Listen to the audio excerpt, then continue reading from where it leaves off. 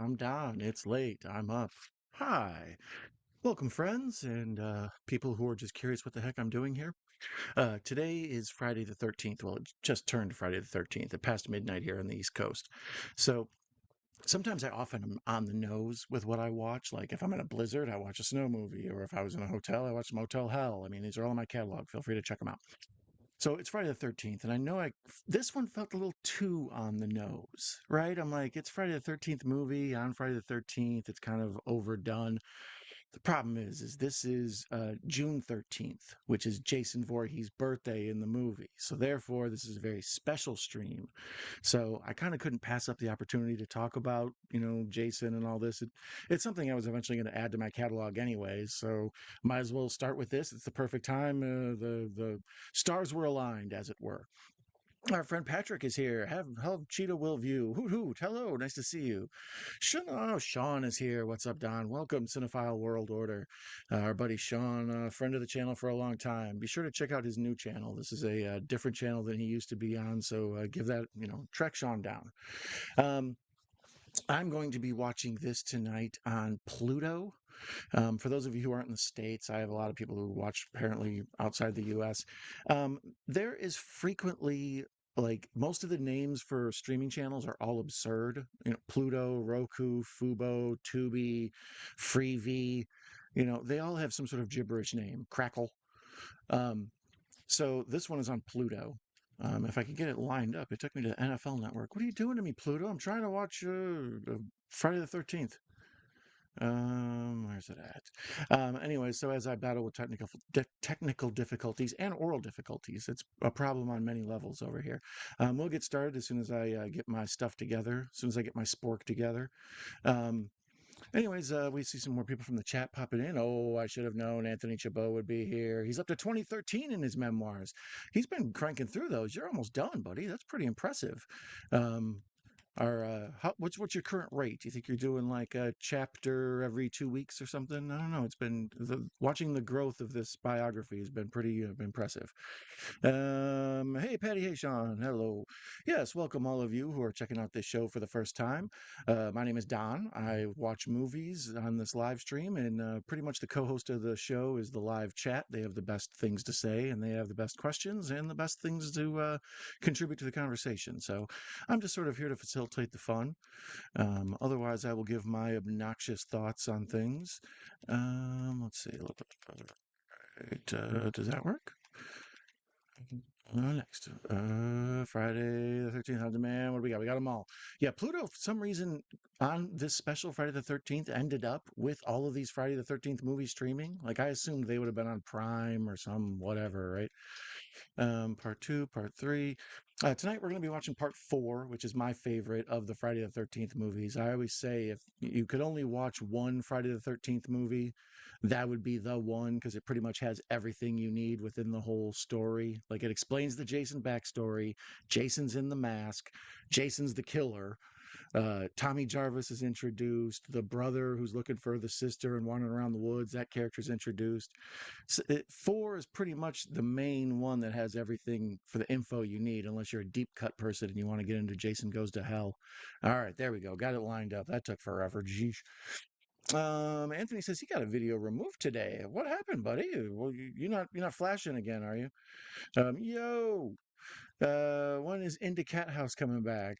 I don't know. We might have to have some special shows, but right now with my schedule, with going from being bachelor man and having all the free time in the world to being father of three and constantly running around, afternoons on a Friday is kind of hard because the kids are just ate dinner and you got to try to corral them to go to bed and stuff. So usual in the house. I don't know if how when that will be back, but special like episodes for sure, right? Like that's a given. That's a given. Um, Anthony says no, just a toxic YouTube. Remove it. Yeah, that's a problem with the system as it is. All right, speaking of the system as it is, I'm going to go ahead and press play on this. Let's see, it's loading up. Friday the 13th, part four, the final chapter. This one also has like some infamous scenes. Crispin Glover's dance is kind of amazing, and um, the stuff with Corey Feldman. Um, I realized Corey Feldman kind of clearly won the War of the Coreys. Why are you taking so long to load, Pluto? Don't you know I'm doing a live show here? Don't be a problem. Um, Corey Feldman kind of won the war of the Corys, right? Like at the time, it was Corey Haim, Corey Feldman. They're neck and neck. Even everybody even says the Corys, but when you look at the actual movies they're in, Corey Feldman is like he's in The Burbs and I don't know, whatever. I'm not going to get Lost Boys.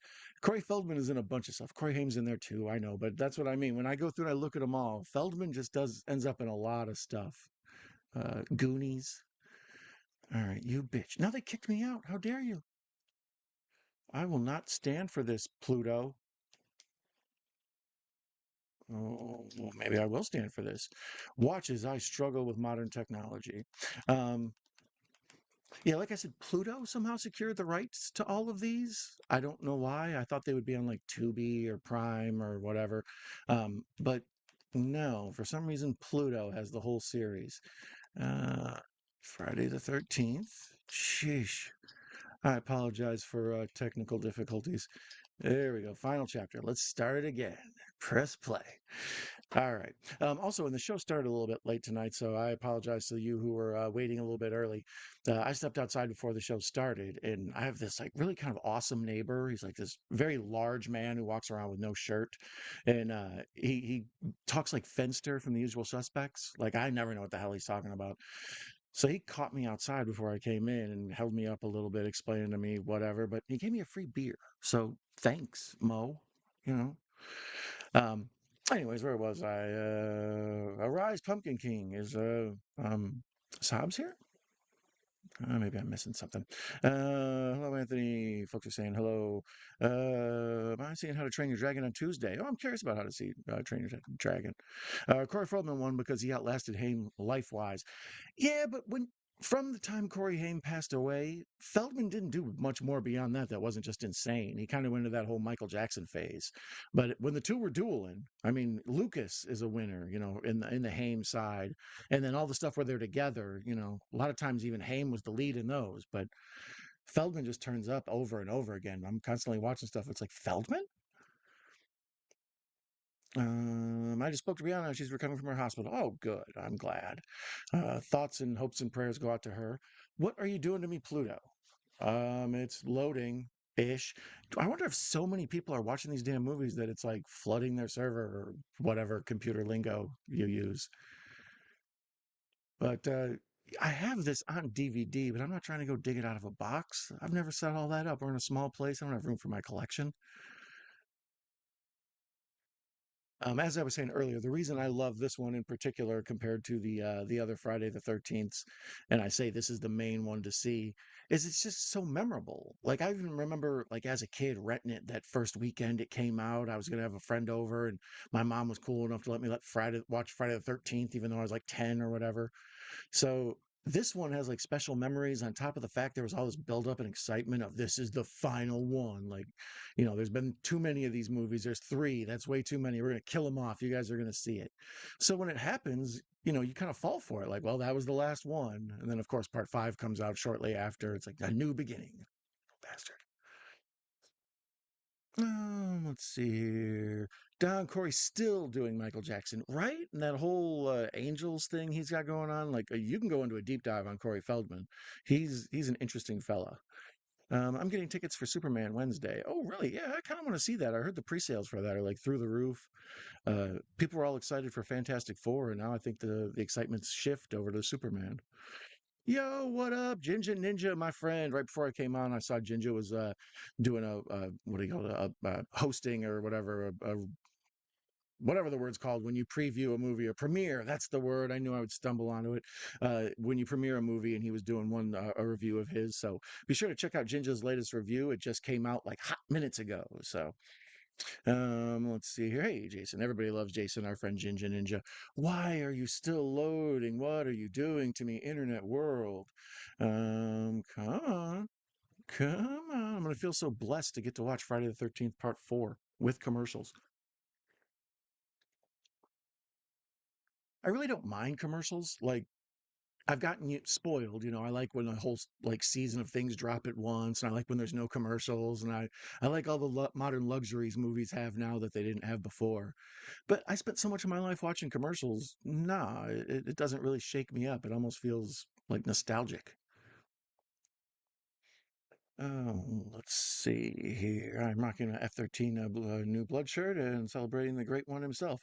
Yeah, happy birthday to Jason. As I mentioned, this is Jason Voorhees' birthday, according to movies and whatnot. So that's why I couldn't pass up watching this one. This is my favorite. This and Six are my favorite. I know a bunch of folks like my buddy Larry loves what, Seven, the new blood. Any chance we can watch Mountain Shark instead? It might have to happen. I might have to watch some other Friday the 13th movie and talk fondly about how much I loved part four. Okay, let's see what we're doing here. I really wonder if if just so many people have the brilliant idea of watching a Friday the 13th movie on Friday the 13th that it's just like, nah, man, there's only so much Friday the 13th we can spread around. Um, any of you seen Friday the 13th series, all of them or some of them? What's your favorite? What's your thoughts on the franchise? Is Jason the best slasher? There's so much to discuss with this, movie itself and the idea of these horror icons with Freddy and Jason and Leatherface. Those were the biggies. After them, then other ones like Chucky and Hellraiser, Pinhead started showing up and flooding the marketplace. But Jason's obviously one of the key OGs. All right, let's see what you got for me. Friday the 13th Part 2. It's all on demand, but is it really on demand if every time I press a button it doesn't show up? That doesn't sound like on demand. It sounds like, cross your fingers and hope. All right, play now. We're having trouble playing this title, retrying. Okay. So even Pluto admits there's clearly some sort of issue. Thank goodness I was given a free beer by my rotund neighbor. No offense, Mo, if you're watching. It's okay, Don. I don't know what I'm talking about half the time anyway. No one knows what I'm saying.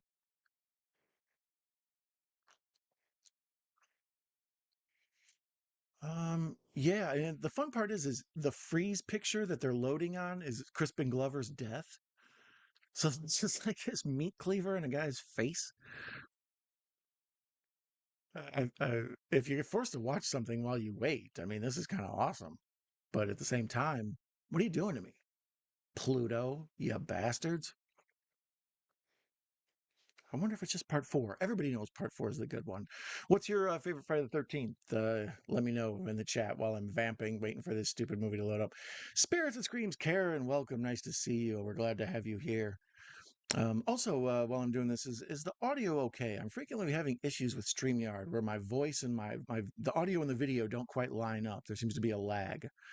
So, I've been trying to figure out ways to combat that. But since most people listen to this as some sort of podcast or listenable adventure, it's not that big of a deal other than the fact that I'm super annoying.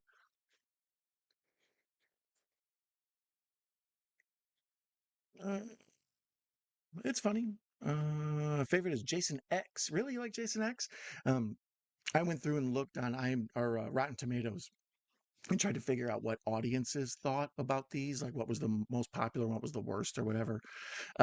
Jason X and Jason Goes to Hell were like the two least favorite, and then part one and part four were the two biggies, like as far as like being high rated by the audience. And by high rated, I mean like barely above 60, 55 and stuff.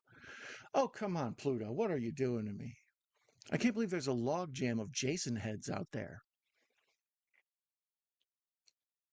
I think this is the stream where Don tries to watch Friday the 13th, part four, the final chapter.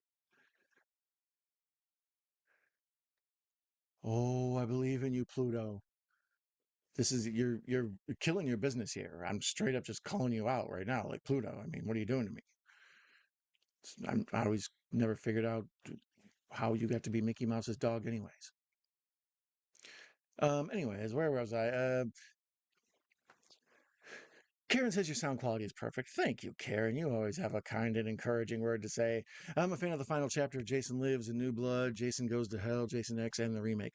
Yeah, I enjoy the remake personally. It's a little glossy, but I kind of like to see Jason get that glossy look. Part of the charm of the early ones is how gritty they are, right? They It's almost like a grain to the film and stuff. So like by the time they get around to making what's it, a Platinum Dunes or whatever, that it looks so I don't know, shiny and pretty. It's nice to see Jason get the Hollywood treatment. So I sort of dig that one. It's a little like CW, pretty young people, current hot actor of the moment type movie, but at the same time, it's cool. I like the whole thing where he's got the girl kidnapped, and like I say, they introduce the brother of the kidnapped girl and all that stuff. It's cool. Um, Jason Goes to Hell is my second favorite. Patrick's always the contrarian. Let's see. You're also like Jason Lives. Yeah, my biggies that I enjoy are 4 and 6. Five has its moments. People hate five, but I thought five was interesting. Goes to Manhattan, pretty brutal. I can't believe I'm still vamping and you're loading. Ooh, you ought to Pluto. Ooh, you. Um, and the worst part is, what I need to do is add it to my watch list and then just keep hitting that. Look at me solving problems right in front of you guys. Um, Dismiss, thank you. Um, Dismiss, thank you. Um,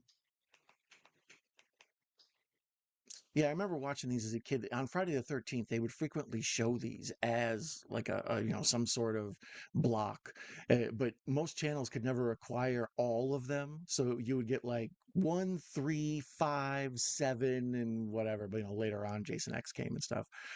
But it would just be funny how they would never be able to get the whole run to run all night. I remember Joe Bob Briggs one time hosting a night long marathon that was nothing like 2 or 3 of them, and he would try to explain what you missed in the middle. Okay, Friday 13th. All right, Pluto. We got this. We're in this love together. Uh, on demand, but not really, right?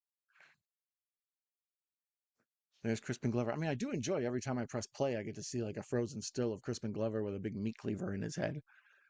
But my dreams of getting a 2 hour stream in are quickly being dashed, Pluto.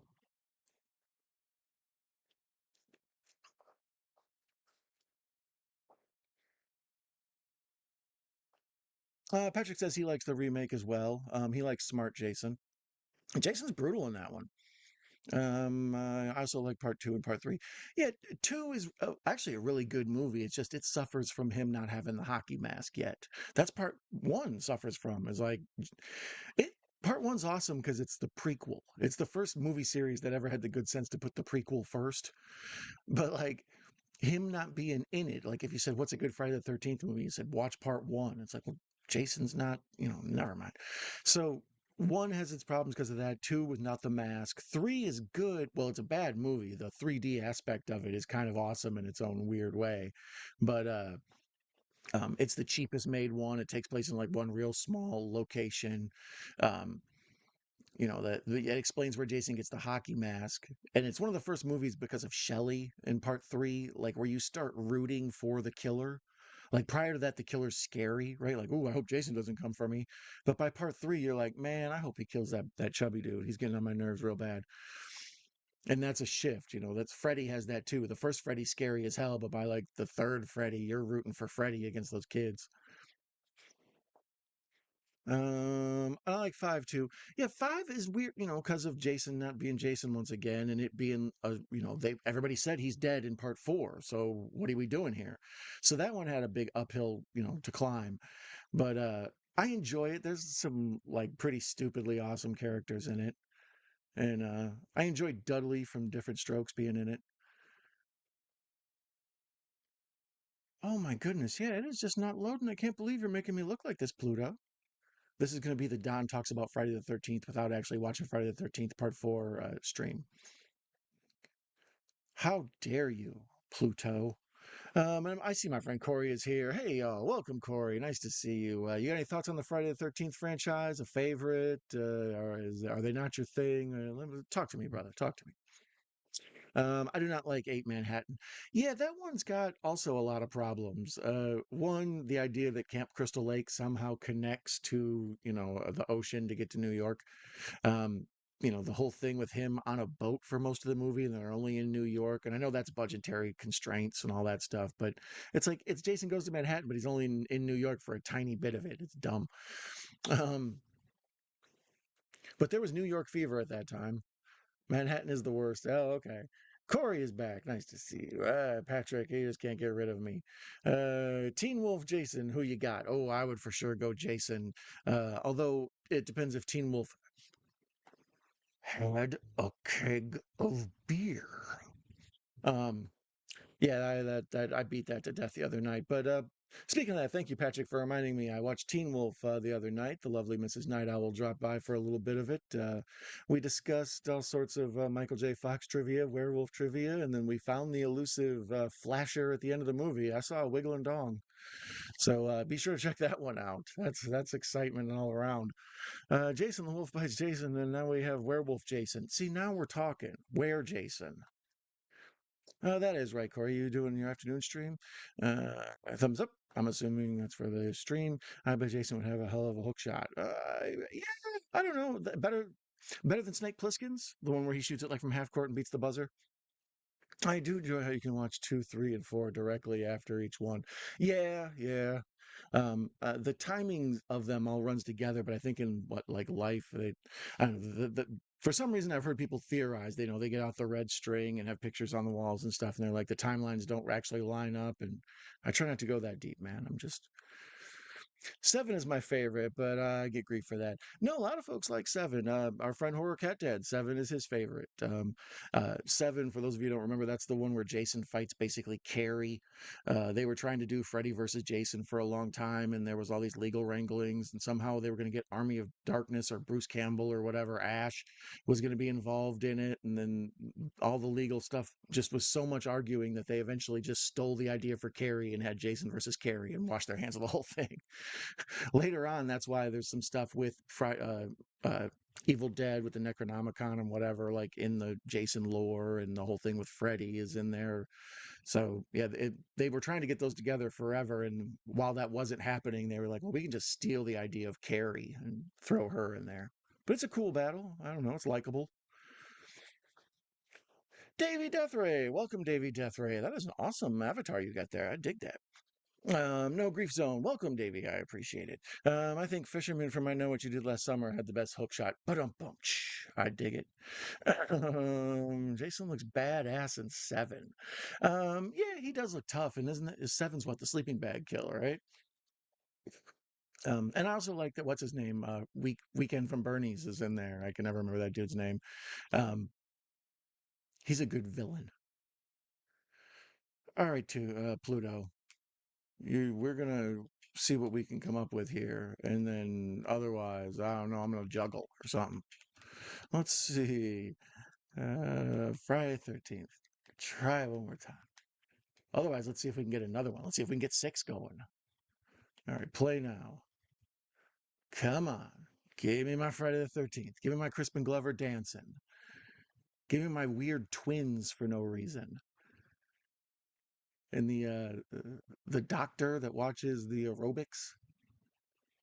It's like, how's this dude getting so laid in this hospital? He's a major creep. No, it just appears to be frozen. I don't know what your deal, Pluto. I'm gonna have to give you a thumbs down on your service in front of all 13 people watching, man. You're kind of wow, that's a good omen. All 13 people watching. Also, while I'm vamping and trying to stall while something works Friday the 13th related, I looked up why Friday the 13th is Friday the 13th, right? Like why that is scary and why we're supposed to be weirded out by it. Apparently, the big one is everybody says that the Last Supper had 13 people, and that was on a Friday, so that's why it's bad luck. Most people just say it's because 13 is an unlucky number, and for some reason, Friday's an unlucky number because a bunch of stuff in the Bible happens on Friday, like the fall of Adam and Eve, and Cain and Abel, and I don't know, King Solomon getting his you know, castle destroyed or whatever. So there's all this stuff that's like biblical related, but basically it's just 13's a scary number, and somehow Friday got to be deemed an unlucky day. I'll have no idea how. Uh, Seven is great. Lip Larp, yeah, yeah. Yeah, Corey Best Jason goes to the New Blood for sure. Yeah, he's that's like a big tough ass good one. I dig it. We can watch Mountain Shark Down. I appreciate that, Cheetah. Um, Corey and Jinja forming a buddy bond that are like no other. I appreciate that. Um, okay, what have thou done to me, Pluto? Seriously, bro. Yes, Davey. This is the problem with streaming. This is why we always talk about in the community, in the horror community, in the movie lover community. Physical media is a good thing to have because it's just you put it in, you pop it on. If it's giving you problems, you get it cleaned or whatever. In general, you don't run into these issues.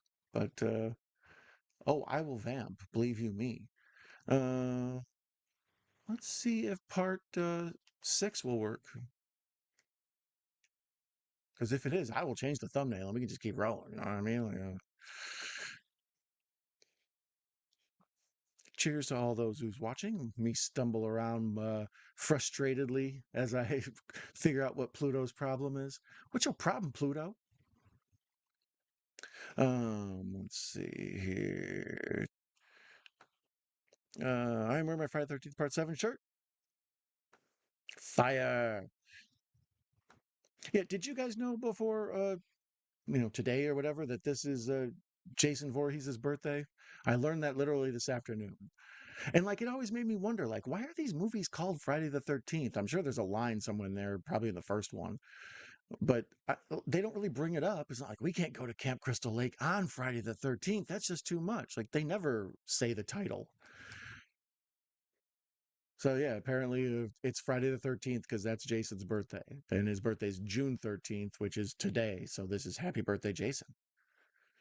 There's some argument whether he was born in 44 or 42. So let's see, that would be 58, another 20, 78, another 5, 83. Does that sound right? Um, so shout out to Jason, you basically mummy rascal. No, just what are you doing? I this time I even pressed watch part six and it went back to trying to show me part four. I'm like, yeah, yeah, I get that you're having trouble. Thanks, Pluto. You're not helping. Where are we now? I'm glad to see so many folks hanging out and commiserating in the chat. Be free, feel free to make a friend, follow some folks on there you haven't seen. Everybody I've seen in there's good, bunch of good content creators. My friend Corey is an excellent host. He does a really good job with the movie content that he talks about. Sean, obviously, watch alongs. I've been on Sean's previous channel and hopefully be on his new channel sometime soon and have him on mine. Sean's a frequent collaborator. Let me see here. Let's go with part six. Come on. Daddy wants to watch Jason Lives.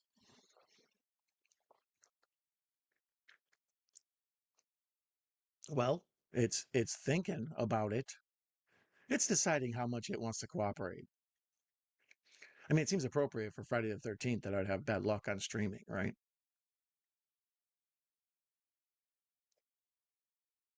Oh, Pluto, you rascal. Prayers and love, right? That's what I'm saying. Thoughts and prayers up in this mug. I can't believe Pluto's like, we're going to hoard all the Friday the 13th movies on streaming and then make them hard to watch. You horror hoarders. Yeah, no, this one appears to be freezing up too. Pluto, you're a real SOB, man. You're on my spork list. Speaking of sporks, you can get yourself some spork merchandise at Night Owl Movie Talk Store. The link for that is pinned at the top of the comments there. Otherwise, it's almost always the first comment pinned in the chat section if you're watching the replay of this. Even announcer voice can't get me through waiting for this. What are you guys doing to me? Will you let me watch any of these? Pluto, you should be ashamed.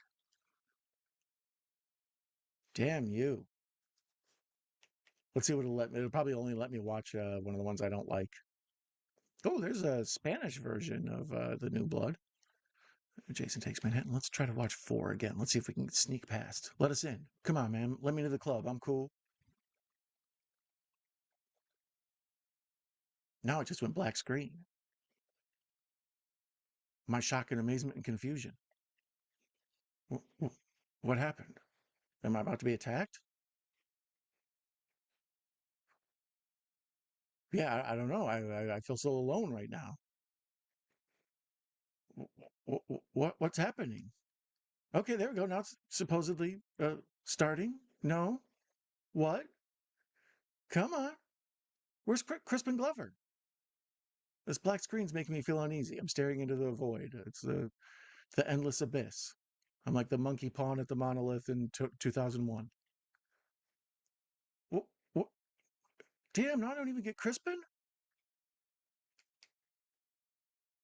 Oh, how dare you, Pluto. Come on, you got this. I believe in you, Pluto. Huh? Huh? No. Every now and then a little thing pops up like it's oh, now there's Crispin. Crispin's back. Okay, we got Crispin. We this is a streaming fail, but it's fun to ride along. Thank you for being here. Get to see the real life struggles and trials and tribulations of a jackass trying to drink a beer and talk about Friday the 13th Part 4. It's harder than it looks, apparently. Oh, Crispin. I mean, it's hurting me so bad to see Willard take it to the face with this meat cleaver like this. Because he gets the corkscrew in the hand, and then when he screams, he catches the meat cleaver to the face, I believe is the order on that one. Kodo is such a tease, right? I know. How you going to hoard all the movies and then not let me see them? You're so mean. It's the Tyson Paul fight over again. Pluto is overloaded. That's what I'm saying. I don't understand their excuse for this. Everybody everywhere is like, I got to watch Friday the 13th on Friday the 13th. Yes, it's a little on the nose, but I enjoy these movies on this date. Any other date, they just kind of unless well Halloween time, obviously they get mixed in with the Halloween shuffle there. But any other time of year, unless it's Friday the 13th, I'm like I don't know. They don't have the same feel. Same with like a Christmas horror movie. I don't know. It depends. I'm not gonna go shoot my mouth off too far. I'm digging a hole for myself here. Oh, you bastard! Come on! How dare you, Pluto, buddy? Talk to me, booby. Pull some strings. Where are we at? Where are we at? Okay, now you're frozen on the you may also like. Stop teasing me, Pluto. Watch a jackass struggle to make the internet work.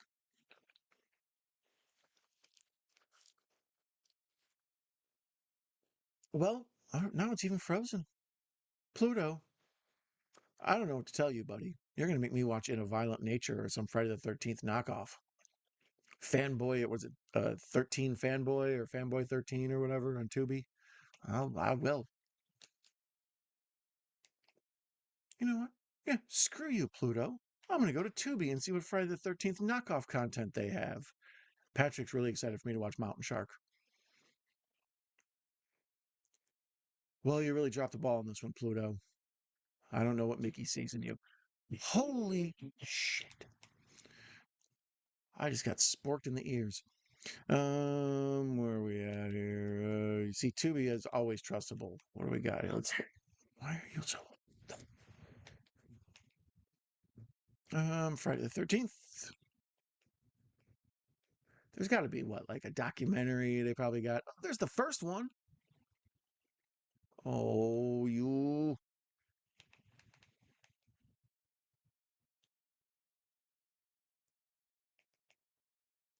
Huh. So how does Pluto have a monopoly on all these damn movies, but Tubi somehow is still controlling the rights to the first one? Good for them.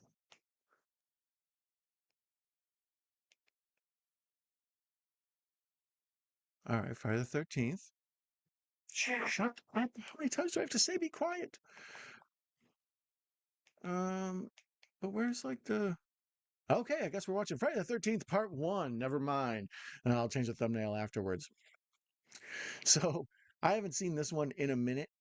I always dig it because it's like I say, it's the one of the only film franchises that had the good sense to put the prequel first. Normally this would be like number four. Let's see where Jason came from. Oh, apparently his mom went crazy too.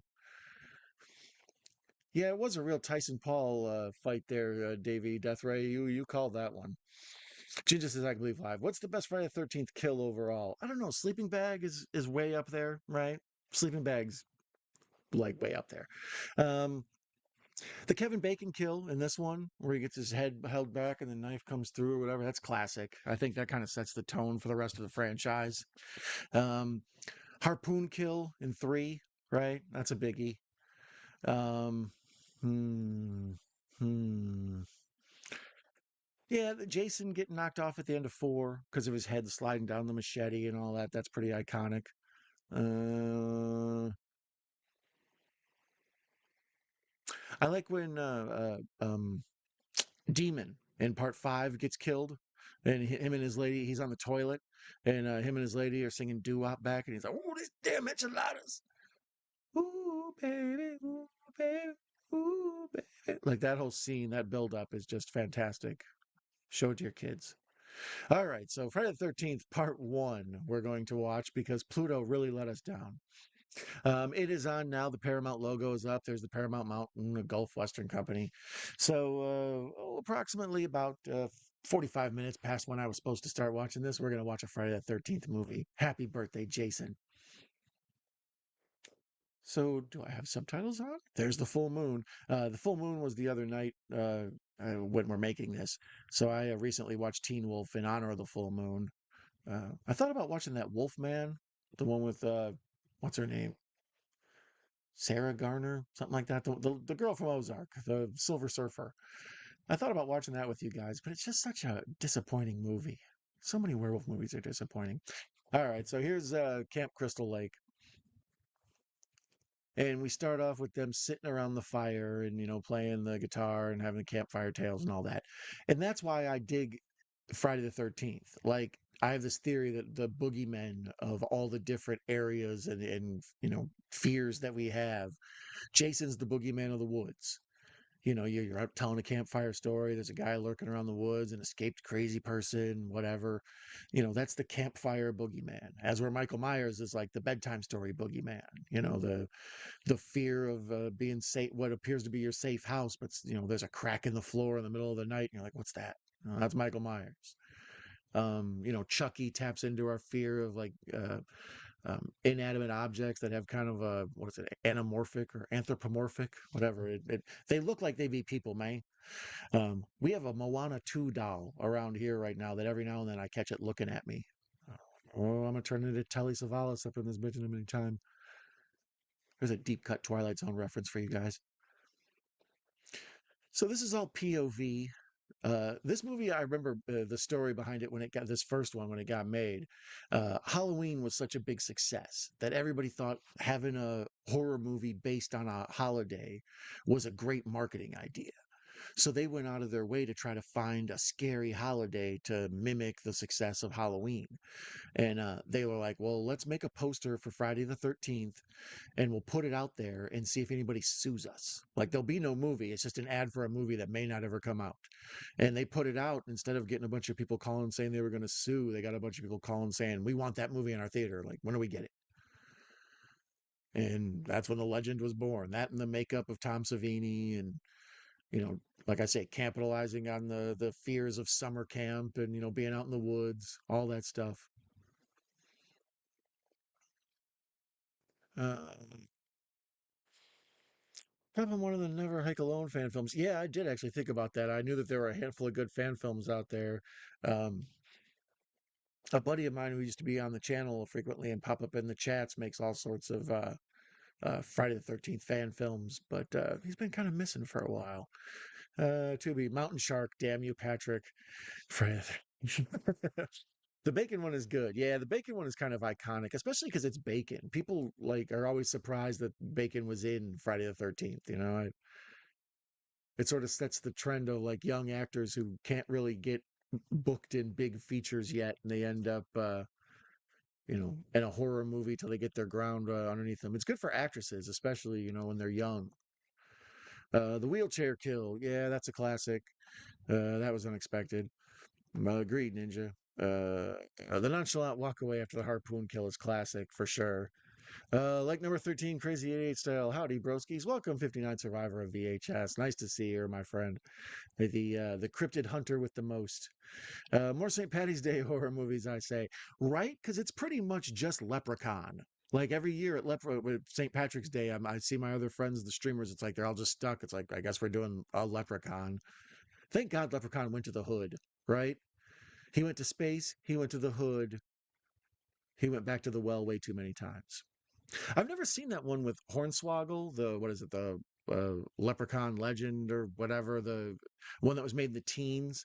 I heard it was terrible, so I never got around to it. But you start early, final chapter, not bad. Yeah, actually, we've had a change of plans. The thumbnail and everything else will get changed here shortly. We are watching Friday the 13th, Part 1, because we were going to watch Part 4, and Pluto let us down. Even though they're hoarding the entire stash, the catalog of Friday the 13th, they decided to make me look like a jackass on a streaming fail. So thank goodness once again, Tubi had my back. And here we get the first kills of the movie. These folks are getting it on in the cabin.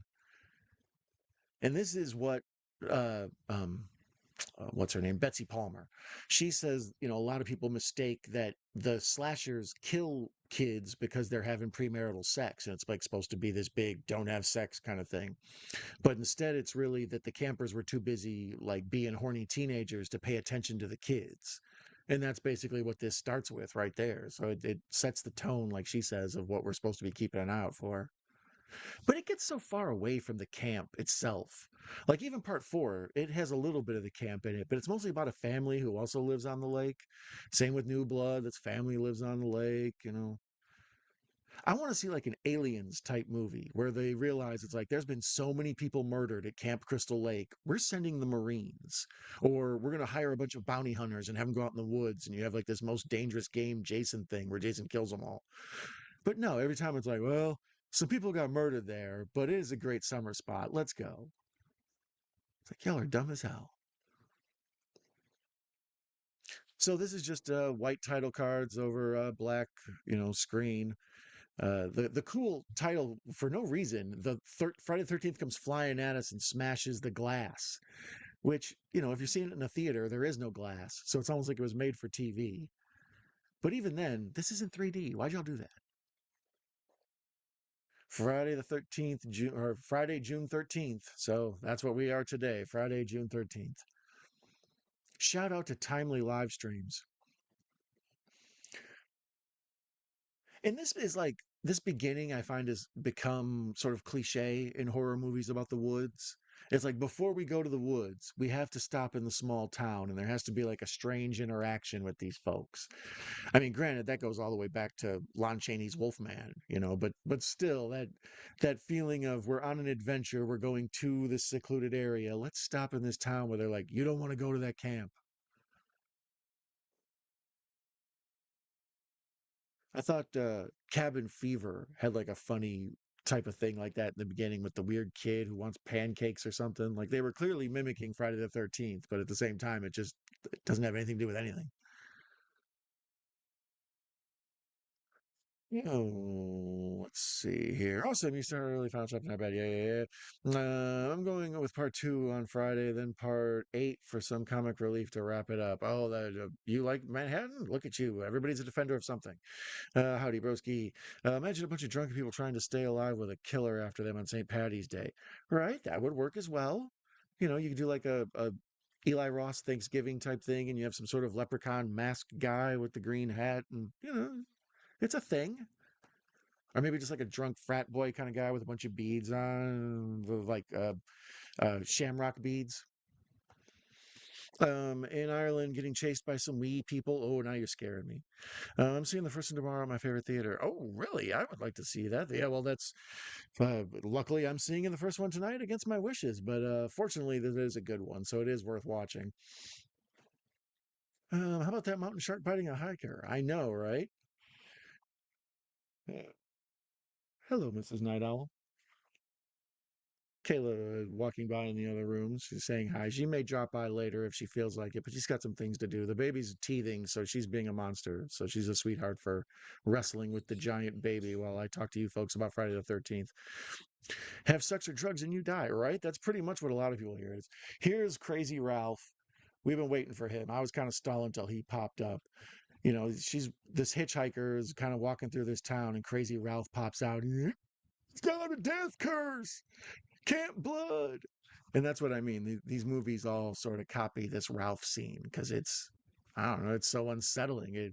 It starts you off like, what in the hell? Where are we going on this journey to hell? Angry Kid, yay, Tubi, right? Let's see here. Pancakes, right? The Pancakes Kid is like one of the most memorable things about Cabin Fever. I enjoy that first one. That remake is garbage. That's one of the worst movies I've ever seen. But that first Cabin Fever, it's a fun throwback to a lot of 80s horror with a little twist of having the virus as the killer. These slashers, they got so overdone that people had to get creative. Stuff like Final Destination or yeah, the Cabin Fever, other things that aren't quite the slasher but are still stalking people in the woods. That's what they did with zombie movies. Zombie movies got so oversaturated that they have a bunch of like knockoff zombie movies without zombies. It's like the fall of society, but some sort of monster or whatever else. It's like we want a zombie movie, just no zombies. We need a slasher movie, just no big guy with a knife. Uh, So yeah, let me know your thoughts on part one. I've always said this one is weird. I kind of feel like it's almost a giallo, like not really, but it's influenced by him because of the whole mystery thing. Like a lot of times in this, they use POV to mask the killer, the same way they do in a lot of like mystery killer movies. So we see through the killer's eyes a lot, not to feel like we're seeing what the killer sees, just because it's a way to not show us their face. And you can tell this is super cheap. It's almost all handheld. A lot of like, someone rides in the passenger seat and films somebody talking while they're in the driver's seat. Then they get over in the driver's seat and film the passenger seat.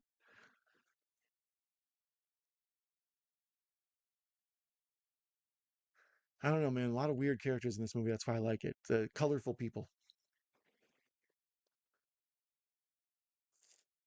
The franchise Friday the 13th, I can see why it caught on.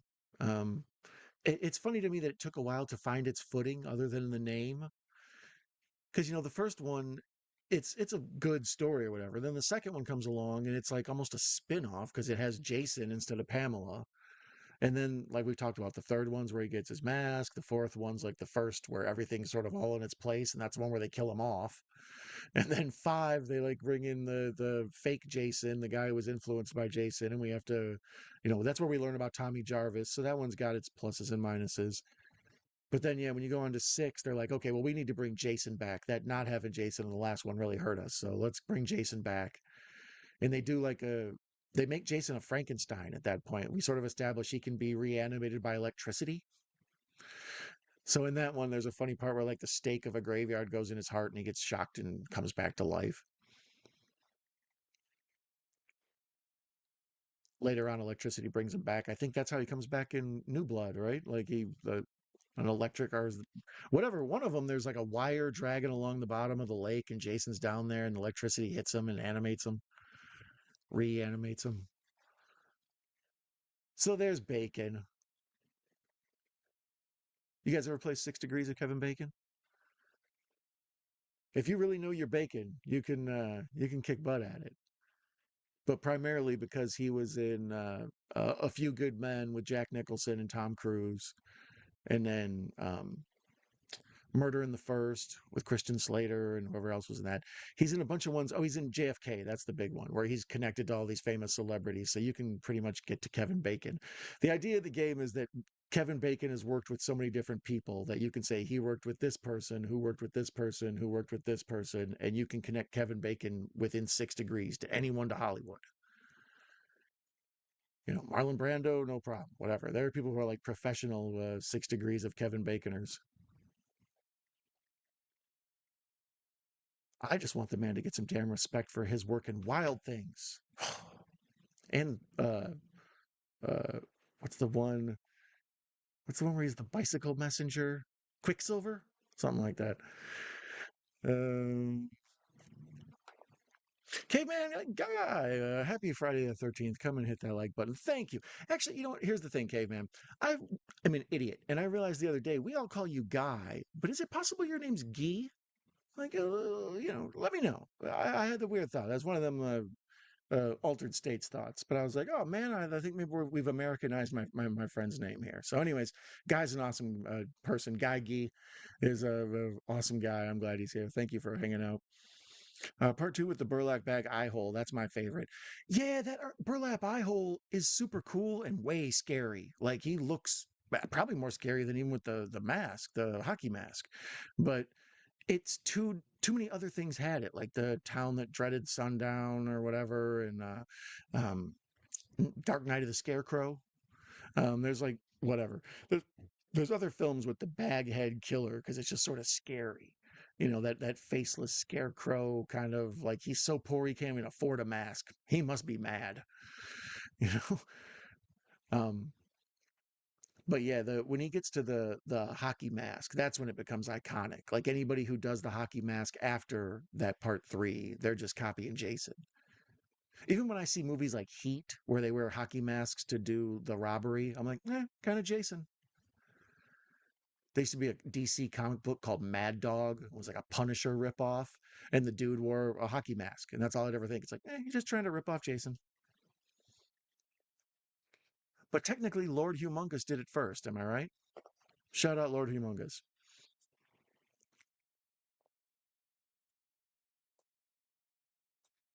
I mean, if you were sleeping and someone gave you an electric shock, you'd be pretty pissed off too, right?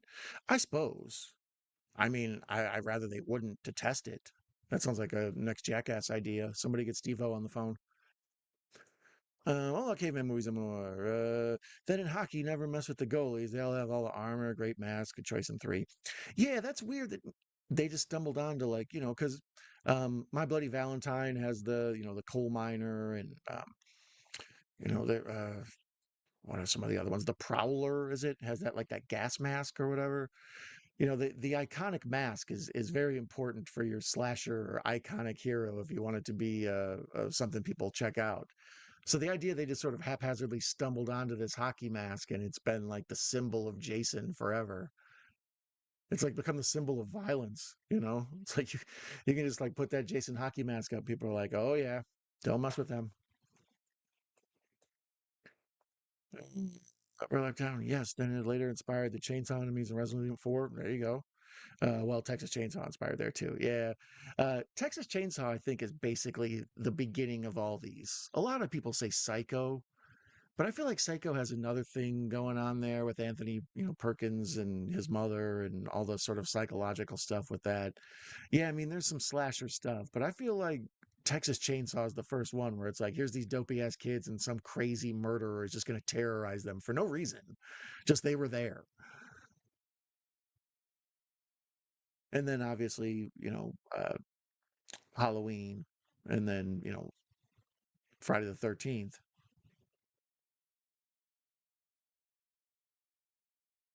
And then Scream, Ghostface became a huge one that everybody recognized. You could just show anybody Ghostface. I feel like Art the Clown is pretty much there as far as just you could show somebody a picture of it. That's the problem with Candyman. It's like he's more famous for his hook. And even then, the I Know What You Did Last Summer guy uses the hook too. So it's so complicated making an iconic slasher, I tell you. Some folks would argue like Texas Chainsaw isn't a slasher because he's got a chainsaw and it's more of a cutter thing. But, you know, big giant killer with this crazy weapon terrorizing dopey kids. It's like, yeah. And even though the kids are generally like in their late 20s, there's Kevin Bacon as camp counselor. Man, that guy can feather some hair. Rocky can be violent. You're damn right it can be. Yeah, psych is thriller. Hitchcock did so well covering the violence back then. The shower scene is cut in such a fascinating way. Yeah, I mean I think that's the first like slasher motion. That and what's it? Michael Powell's Peeping Tom, um, where the director kills people with his camera and he's got like a stabbing thing. And a lot of folks would say Black Christmas, but Black Christmas also that falls into that weird kind of giallo thing where it's like a mystery more than it is, a straight up killer lurking around outside getting people. Well, even though there's a whole bunch of shots of people looking outside. Never mind, I'm an idiot. I don't know what I'm talking about. Let's see here. Yes, it goes early graduation. One subject almost there. Yeah, yeah, yeah. I'm trying to. If for those of you who haven't liked and subscribed, feel free. I'm fastly approaching 1,000 subscribers, and I would like to have that mark under my belt. That's sort of a I find that subscribers are a vanity number, but at the same time, it's nice to have folks to hang out and talk to. So I thank all of you who are watching and listening right now. We are currently 19 and a half minutes into Friday the 13th, part one. Um, so yeah, hitchhiker hops in Jeep on her way to Camp Crystal Lake. Don't go to Camp Blood. Were you guys all aware that the why Friday the 13th were called Friday the 13th? That it's Jason's birthday? I'm still half blown away by that. All these years of watching these movies, and I'm like, I don't really know why they're Friday the 13th.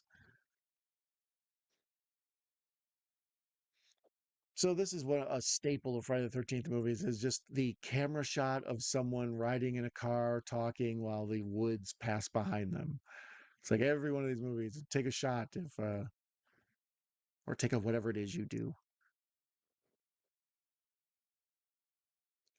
Lots of good scenery shots to fill up time, but pretty much stretching, right? Horror movies are guilty of that. It's like we need a horror beat roughly every 10 minutes, to keep the audience interested. Once a reel, try to have something scary happen. But until then, bunch of dopes in the woods. So it's a lot of like, let's go for a walk and listen to sticks crackle.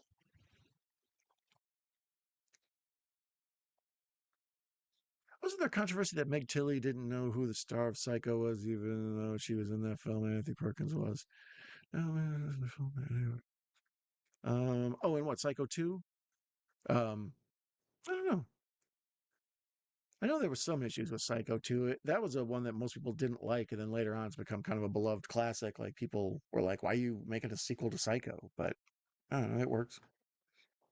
Chatting away here, let me see if I have this film. I didn't know that either. Broski is his birthday.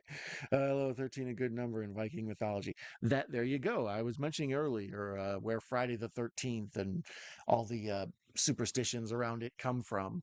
And one of the things that they mentioned was Norse mythology. Like apparently Loki likes to act the fool on Friday the 13th. But the big one that most people agreed on was, yeah, the 13 people at the Last Supper, and then that happening on a Friday. Like, oh, that's a bad luck.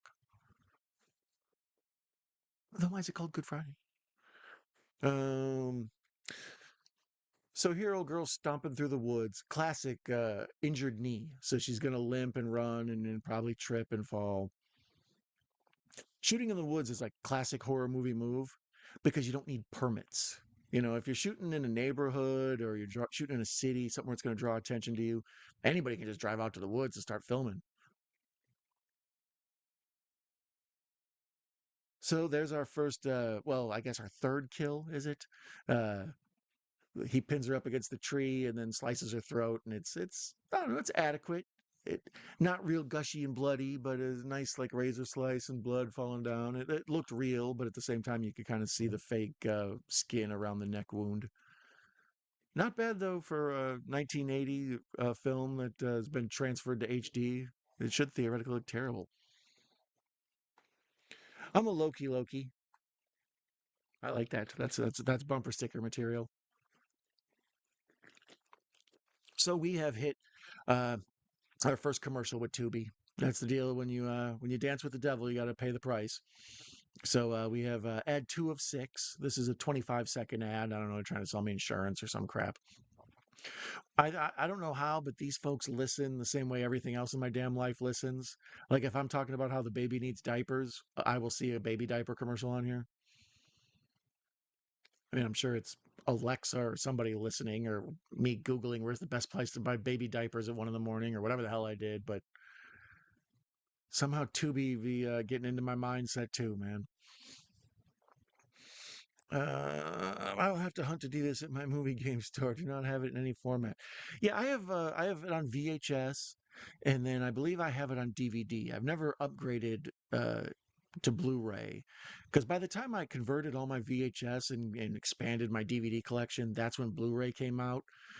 So I waited. I didn't buy all them like $30 discs because I was like, some other format's going to come out, and these are going to eventually be cheaper. And sure enough, now I can get Blu-rays for like $5 because 4K came along. So eventually, when they come out with like 95K hologram with Smell-O-Vision, I'll re up on all the Friday the 13th.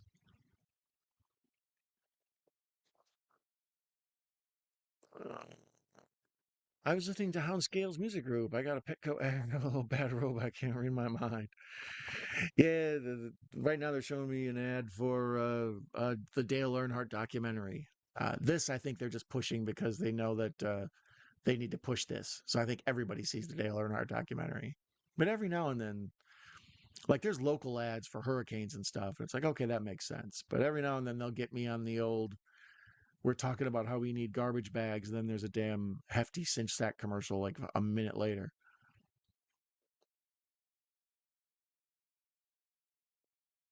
Uh, let's see here. There were two movies that got the second they went to DVD: The Crow and Night of the Living Dead 30th anniversary with reshot additional footage. I think my first like had to switch over Blu-rays. I think my first Blu-ray was probably The Dark Knight, which was like everybody's big first Blu-ray. Um, because that was when the Blu-ray versus HD DVD format war was going on, and the Dark Knight was the first one that was mass produced. So I believe that was my first one, and then after that, I just started accumulating them as like preview discs from video stores and whatever. Then I started seeing them like $5 dump bins and $10 dump bins, and it's like, okay, well I can re up on Reservoir Dogs or Pulp Fiction or the Carpenter movies, stuff that I watch over and over and over again. It's like, well, I'll get my money's worth out of upgrading. But a bunch of them, they're fine on DVD. I don't need much higher quality than whatever is being presented. I only have 14 Blu-rays, most Criterion Collection, David Lynch there. Yeah, the Criterion Collection you got to have no matter what. 250 range on DVD, 4,500 VHS. I need a solid count. Wow. Yeah, I'm almost the other way around. I have roughly 400 VHS or so, and then I have like 5,000 DVDs or something. At a certain point, I started filing the Blu-rays in with the DVDs, so I just started calling them discs at a certain point. So trying to keep track of all that. But yeah, my collection at one point was somewhere in the 5,000 to 6,000 range. But then the streaming world hit, and damn near everything's on streaming, unless of course I really want to watch it, then I can't find it.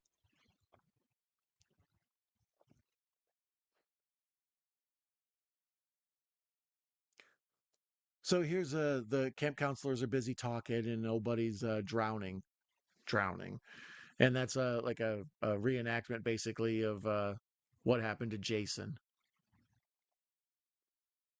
So see, this is like post shadowing. I don't know what the after foreshadowing is. This is just shadowing. I guess it is the word I'm looking for. So it's like in Star Wars. George Lucas says there's echoes. History doesn't repeat itself; it echoes. So yeah, they saved old buddy from drowning, and oh, and here comes old girl with the dinghy or the little donut. A little late on that one. And of course, this is the '80s, so everybody has like the little bit too much speedo action jumping off.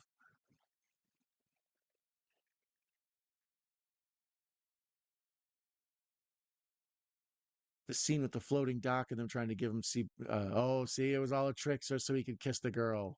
Oh man, never give CPR to a helpless person. They're probably just trying to make out with you. But here's the POV shots I was talking about. Like we see the killer lurking, and it's supposed to feel like ominous and spooky, like someone's watching them. But really, it's just also a way to hide the killer's face. Like we don't ever have to see sort of a wide shot of them standing there. I always think that'd be weird. Like if we just see Michael Myers standing there, like when Jamie Lee Curtis looks out the window and sees him standing there, and it looks all awkward. We don't get a lot of that with Jason. There's a scary ass snake. Once again, this movie understands the concept of throw other scary things in there. People don't like weird town folk. People don't like snakes. People don't like Kevin Bacon. I don't know. Why am I picking on Kevin Bacon? Um, Call me Mr. Pink, fight and flight. Oh, well. Um, Let's see here. The great upside with the 30th edition of that VHS of that great music off from the original. Weird. Nice. I love physical media. We all have our styles. Laserdisc, another branch. Pioneer player, around 60 disc, a few CDs, CC cartridge. Yeah, I have all sorts of variety of media. VHS was, obviously my first love. That's what I think of when I think of getting a movie and putting it in the player and but then when DVD came, you didn't have to rewind, and the clarity was so much better, and you had all these like special features and bounce around to them. And then Blu-ray was just a better DVD. Well, same with 4K. It's like they're just upgrading picture quality, not so much capabilities. Little Swimmer Boy watch along. We're Killer Man. This one actually, thank you for joining me, Cal. This is a trickster one. We were going to watch Friday the 13th Part 4, and because of Pluto's ineptitude and inability to let me in and watch Corey Feldman fight off Jason, we've gone to Tubi, and we're watching Friday the 13th Part 1. The Pamela Voorhees, the story of Pamela Voorhees, POV Michael Myers cam, right? Uh, Man, your baby boy is on Owl TV. Ginger, DVD The Goat. Howdy Cow, Friday the 13th, Mutant Boy jump scares. The boat is quite traumatizing. The end of Mother's Day has a nice touch like that, too. Yeah, the jump scare at the end of this, you could tell when they made it and they felt like it was going to be a success, they needed to tack on something.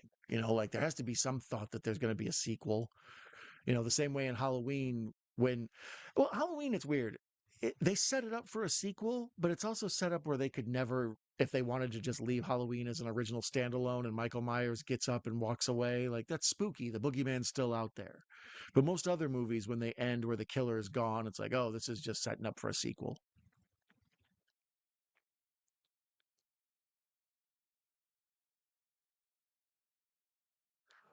All this stuff reminds me very much of Fear Street Part 2, 1978 or something. That was a ridiculous long name. That R.L. Stein thing they did for Netflix. There's like a slasher thing where these folks are in the woods in the 70s and it all looks like this. You could tell they were trying to redo Friday the 13th type vibe. A little bit of sleepaway camp, etc. But the murders, like the brutality on the younger campers, like this, uh, what are they called?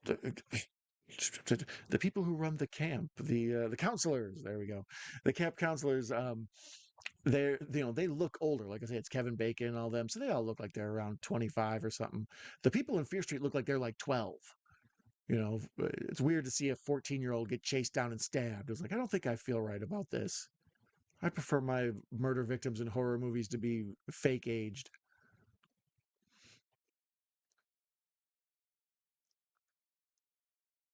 So here the weird cop shows up and kind of, lets them know that things are dangerous. You guys better behave. Don't make me come back here and be a cop, looking like chips. Shout out to Eric Estrada. So what you're saying is you clickbaited us, right? Pretty much. Yeah, Pluto and I conspired to trick y'all here with thinking that we were going to talk about one of the best Friday the 13th movies. Now, this is actually one of the better ones, obviously. People have their favorites, but one is a lot of folks dig, and since it's the only one available to me, and rather than shut off the stream, I was kind of hoping to see if what's it called, Camp Crystal Lake Memories or whatever it is. It's like a 4-hour documentary. I was like, watch, let that be on. I'll talk about that all 4 hours. I'll go talk to the weird neighbor and get a couple more beers. Shame, I feel it.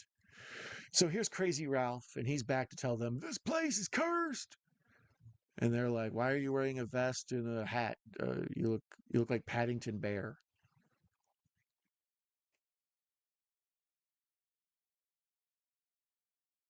You're doomed. Thanks, Ralph. We get it. Sheesh. Get a new act. Follow sports or something? What else can we talk about? It's been cold, hasn't it? I'm unfazed by clickbait. Ho ho. One of my nicknames is the Wandering One. If you're not that sure, I haven't seen the Mother's Day original. It's Wild Cal, Trashy Slasher Way, and it's prequel to the Wrong Turn movies. Although I have some theories there. Wow, I'll have to check that out. I only have part two and part eight VHS hard finds. I'm going to fill the rest with DVD for now. My Friday the 13th Fun One, last on the list of Friday movies. I know, shocker. Um, really, Friday the 13th Part One's your least favorite? Yeah, most folks don't like it. As I was mentioning earlier, it's the vibe of it feels almost the most Friday the 13th. Like it's very cheaply made. They're in the woods. A lot of the shots are poorly lit. Um, it's got that whole camping home movie vibe to it. But because it doesn't have Jason proper in it, it's always going to be working from behind. Like I was saying earlier, if someone asked what's the one Friday the 13th movie I should see, I would tell them part four because it has everything. This one, they'll watch it and be like, well, the hockey mask guy isn't in it. Same with two. Two's really good, but the hockey mask guy isn't in it. What you need is Jason being ginormous with a hockey mask, preferably with a machete, stomping through the woods while people are running and falling down way more than they need to.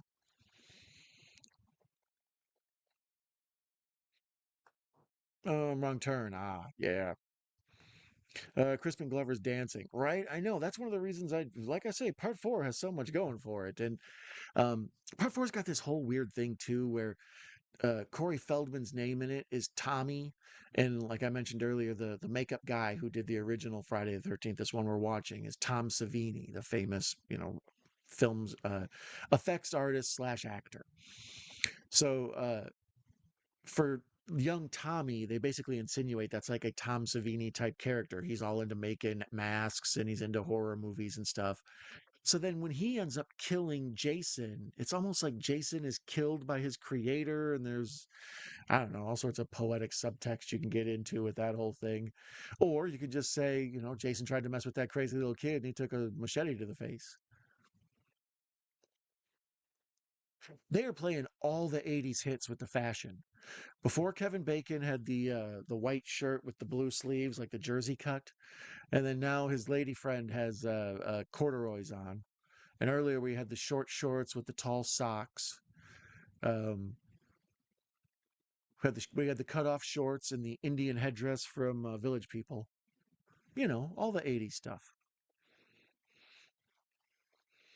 I like my goalie when he's batshit crazy and field trips prom. You like New York? New York, of course you would. Springwood slasher battles, even space adventures. Yeah, I suppose. Um, Tom Savini, yes, I didn't know he's involved in one. So cool. Yeah, there's a famous part in here where during the Kevin Bacon kill, when the hand comes up from underneath the bed and then the knife pushes through his throat, you know, uh, the hand is covered in dark hair. So it's clearly not Pamela Voorhees. I mean, I don't know. Maybe she got a hairy issue. I've never really discovered that. But yeah, it's mainly because it was Tom Savini's friend Stavros. And he's like, it's kind of funny, it's supposed to be this effeminate woman hand grabbing Kevin Bacon's head, and instead it's like this beefy Greek dude's hand. But once again, this movie touches on all the good aesthetics. If you see a creepy old abandoned shack in the woods, you have wild thoughts about what goes on in there. No, I have all on VHS DVD. And 59 Living Death, but the first two movies. Oh, Donnie, I saw that. Yes, I like New York. See, the thing is, I like Jason as a character, so all his adventures are sort of funny and interesting to me. New York is way low. My least favorite is Jason Goes to Hell, but it's even hard to totally hate on that because there's so much insanity in it, like the professional Jason bounty hunter and the whole thing where there's a cult of Jason and Jason's a monster slug thing that gets in people and possesses a bunch of different folks, and then the Necronomicon turns up, and it's like, dang, this movie's just wild. Um, Freddy versus Jason is mediocre. I enjoy the concept. I'm glad that they made it. I wish they would have done something. I don't know. I wish they would have done it a little better. I think the Platinum Dunes Jason's better than the Freddy versus Jason Jason.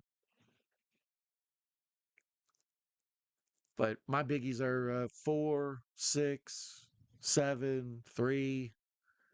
Five's not bad. Five takes a lot of flack, but I enjoy five. Jason X, obviously the freeze kill. We were talking earlier about classic Jason kills and what are the most iconic. The frozen, kill in Jason X is just right. Jason X is super weird too. The whole, not only that Jason's in space, like yeah, sure, fine, whatever, of course. What else would he be doing? Of course he's in space. But then the thing where they have like the robot, like Jason's equal, like she's supposed to be like this Sigourney Weaver, but she's also a Stepford wife. I don't know. Is it strange? Jason versus companion.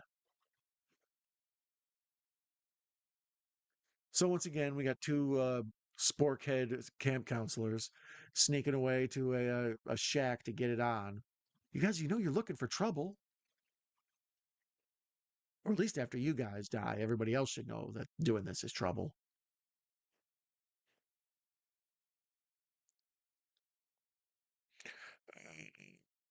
Let's see. You got me digging. Hello, found Tom Savini as the Ripper. I need to watch the VHS. Tom Savini's kind of awesome. He's good in what's Night Riders, the George Romero motorcycle the thing. Um, also, of course, from Dusk Till Dawn, right? Like, what's your name? Sex Machine. As a kid, Jason Goes to Hell played a lot on the movie channel, so it became my fave by default. Really? Wow, Angry Kid, that's kind of awesome. There are a lot of people who dig, when you see things in your life, it affects how you feel about it. Like if you never saw any Friday the 13th movies and you saw Jason Goes to Hell first, you'd be like, these movies are wild. And then you watch the other ones, you're like, they're kind of boring. I like the Go to Hell Wild one. But for everybody else, when you watch them and you see sort of the rhythms and beats of the movie, it's like these fools are going to stumble around in the woods. They're going to run through the rain. They're going to, you know, people are going to get it on because of an excuse to show nudity. And then they're going to go away to take a shower or something and end up getting stabbed in the forehead.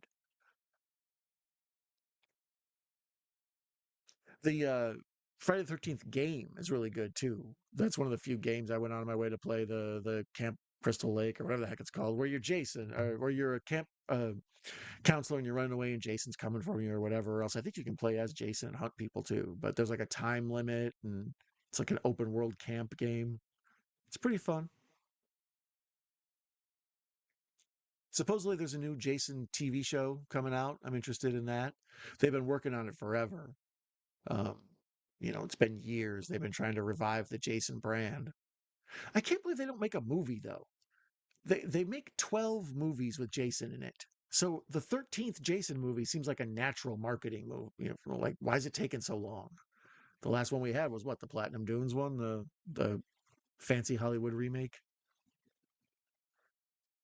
Um, Terrifying movie poster freaked me out back in the day. Yeah, it's very cool with the weird snake thing busting through Jason's mask, and the mask is a precursor to Jason X. It's like a silver one.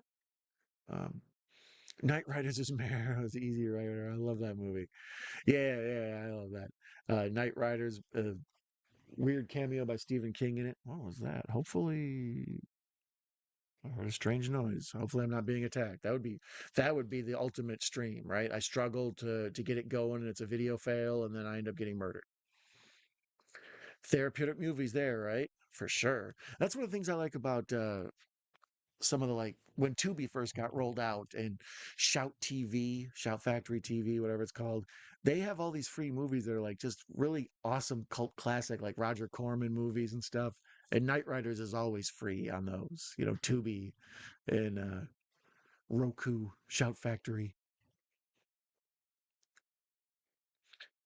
So this is a boring sex scene, and it's specifically boring because they're getting it on the bottom bunk, and then we pan up and we see the slit throat guy with the football jersey and the short shorts up on the top bunk.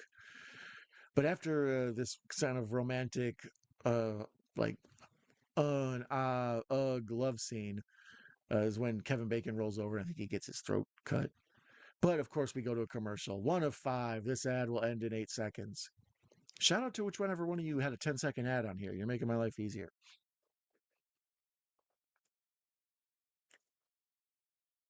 So yeah, the problem with one is it's the mystery doesn't evolve till later. Like you don't even really know what you're scared of. Um, but there's just something scary about Friday the 13th in the woods and big crazy man stumbling around. That's what I always think of whenever I've been camping. I've had to use like an outhouse or something. It's like, oh, Jason's out there, isn't he?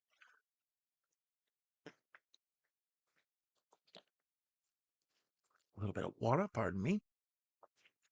And a shout out to the folks on the podcast audience. If you're not following the show on the podcast version of it, if you don't like sitting here my facial expressions and reactions, and you just want to listen, I'm available on Spotify, Apple Music, iHeartRadio, all of it. So be sure to look for Night Owl Movie Talk wherever you listen to your podcasts. Um, Also, be sure to check out the new and improved, revamped Night Owl Movie Talk homepage. I went through and I put everything into nice, easy to find playlists. You know, you can search by genre, by decade, by director, by subgenre, you name it. I got a playlist for you. All the shows, everything. So this is Cosentix, not to be confused with Eblix. Eblis. Sorry, that's the one they try to push on me the most. I'm like, I need to find out what this is to see if maybe I have it because they really want me to see these commercials. This ad will add in 20 seconds. So, yeah, unfortunately, quick reset for those of you joining us late. We are not watching Friday the 13th Part 4. We're watching Friday the 13th Part 1. Our friends at Pluto apparently hijacked all the Friday the 13th movies, and their servers aren't strong enough to accommodate all the people trying to watch them, or they just weren't, they weren't ready for today or something. But yeah, they would not let me watch any Friday the 13th movies. What a bunch of haters. So we're watching part one, and we'll talk about Pamela, and we'll talk about the whole thing with her sweater and her creepy ass head and her class ring and my man in the raincoat, right? My man in the raincoat. You feel me? So we're getting ready to come up to Kevin Bacon's demise if this GMC commercial ever ends. Advertisers are very convinced I need a pickup truck. All my sports I watch, all my movies I watch, they're like, "Have you considered a pickup truck?" I'm good. So here they're playing Monopoly and they're arguing over what community chest does. So, I mean, if you're camping, you're drinking your little tiny bottles of Budweiser, smoking a joint with your flannel shirt on, living 80s life, I feel you. So there we're back with Kevin Bacon and his lady. They're done doing the deed. They've got their hands cleverly placed, so we don't see too much nudity. What are we on? Three murders? No, we have the buddy upstairs on the bunk bed, so we're on four. I think we've only seen three. So we got four dead people. Kevin Bacon about to get it. What are your overall thoughts on Kevin Bacon? He's one of those people who, when I think about him, it seems like I don't like him, but then he's been in so many things that after a while he just won me over. It's like, who, the Flatliners guy? How do you not like the Flatliners guy? Or like I mentioned, JFK and Quicksilver, Footloose. Everybody cut. Everybody cut. See, that would have been a much better kill here. Instead of him getting stabbed in the throat, if he would have got his foot cut off as like foreshadowing, that would have been awesome.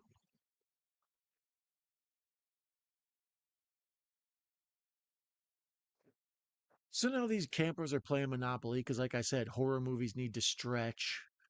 We got to build up the tension to Kevin Bacon laying in bed with a corpse above him. Oh, now it's strip Monopoly. These things have gotten out of control. Old buddy's down a cowboy boot. Camp counselors are just not to be trusted, I tell you.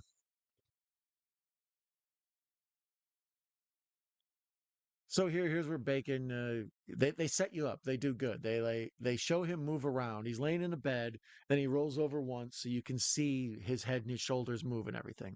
And then they cut to a different shot and there he rolls over again. But when they cut back, it's his head pushed up through the bed and with a fake body and neck, like the bury your friend in the sand kind of thing. but they set you up good. It's like the same way in John Carpenter's The Thing. Like they set you up with the show the person moving, and then when they put the arms, the defibrillator paddles on that guy and his chest busts open, it's all about the setup and cutaway. So there's where Bacon got the knife pushed through his throat, or well, it's an arrow, I believe, actually.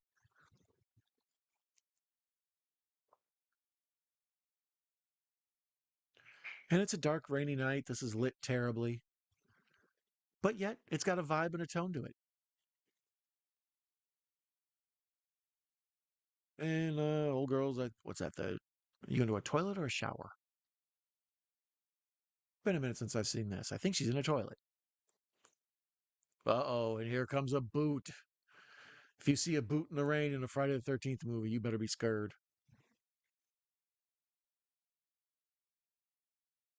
Friday the 13th movies always have a rain scene, too. That's like part of the mandate of the film. We have some fools running around the woods. There has to be some rain. There's got to be some pointless sex scenes.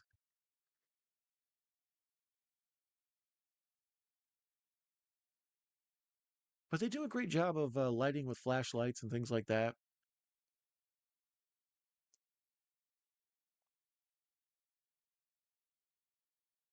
Lots of oversaturated colors. A lot of 80s movies have that, especially the transition from 70s to 80s. Like lots of, reds that almost bleed because they're so bright. And here's one of the first times in movie history the dopey girl is walking down a hallway asking, "Is anyone there?" Great moments in horror history.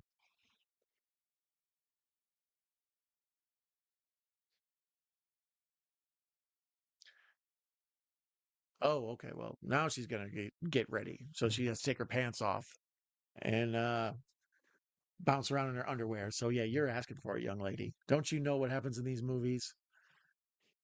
So this will be kill five, I believe. Two, three. I think we're on five.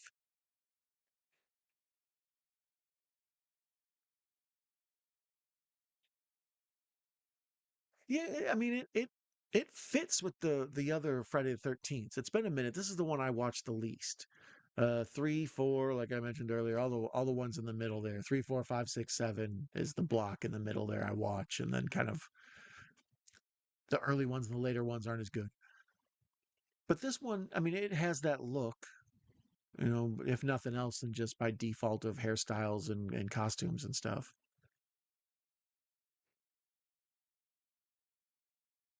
I don't know. Jason's weird to me. As I mentioned earlier, he's kind of a Frankenstein. Like a lot of people think he's a zombie because he's dead and he keeps getting reanimated. But I almost consider him more like a mummy because he's a curse. Like the lake is cursed because of Pamela Voorhees, and she's mad at all these people, so her anger has created this curse of Jason, and he's the embodiment of this curse. And he's this stumbling, dead guy who keeps getting reanimated, but he's just sort of a hulking brute. He doesn't really have like a lot of motive other than just kill these offenders. As where, Frankenstein, he's got a heart, he's got stuff going on, he wishes he wasn't like he was. But Jason, he don't care. He's dumb as a box of bricks. Well, that was a cool scene. The girl opens up the door and she's looking outside, and behind her we see the giant shadow of an axe go up. And then that's the axe in the face scene. Nice. We see her scream, and then they cut away to the overhead light being hung and dangling, and then an axe going into her face on the next cutaway. So very cheaply done, but still pretty good. And we break up the violence and sex with some sex. Then we're back to the Monopoly strip Monopoly game.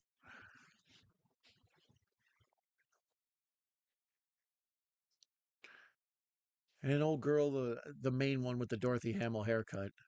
She's one of my least favorite final girls in these, though. I think that's what hampers this one too. The final girl in three or in two, I'm sorry, is a really good one. And then uh, the sister in four, I like her, but obviously it's more about Tommy Jarvis in that one. And then yeah, the new blood, the final girl is because she's badass and she's all like got telekinesis or whatever.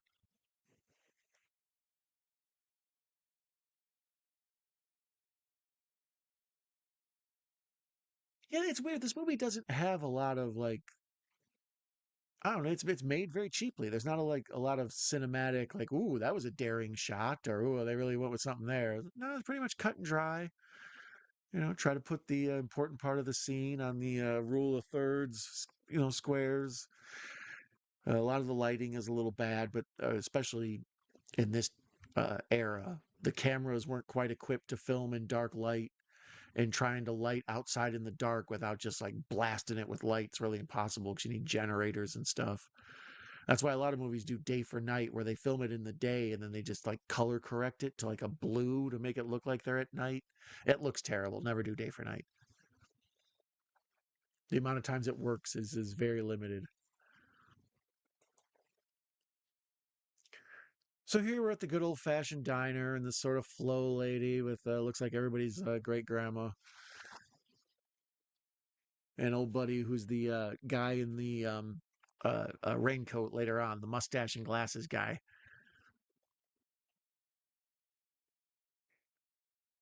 Yeah, there he is. He puts on the famous yellow raincoat.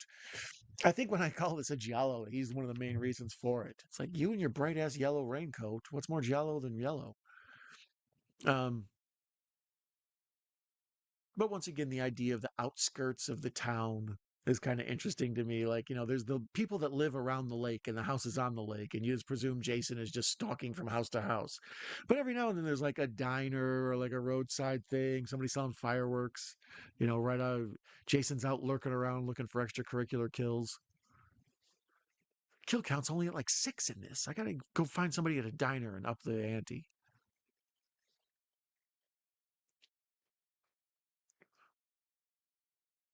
So driving in the dark, rainy night, all scary stuff.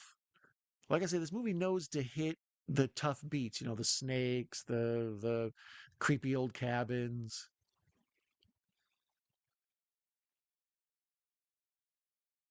There's Crystal Lake, right next to Tomahawk Lake. How come we don't ever get a story about Tomahawk Lake where everything's really nice? The neighbors all help each other.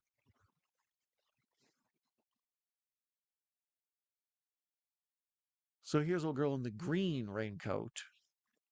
She's, clearly in trouble. Why are you out walking around with no pants on and a raincoat? I mean, if nothing else, have a little dignity as a camp counselor. What are you doing to me here?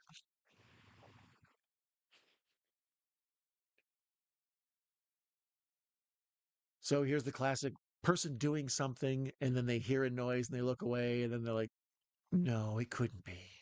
And then they go back to what they're doing and then they hear a noise and they look back. Most people after like 2, 3 times they go look. Let me know in the chat or the comments. Are you a type of person who, when you hears the noise outside, you go and look, or are you the person who just lays there like, nope? I'm an idiot. I'm a go looker. Like if I hear some sort of weird noise outside, I go check it out right away.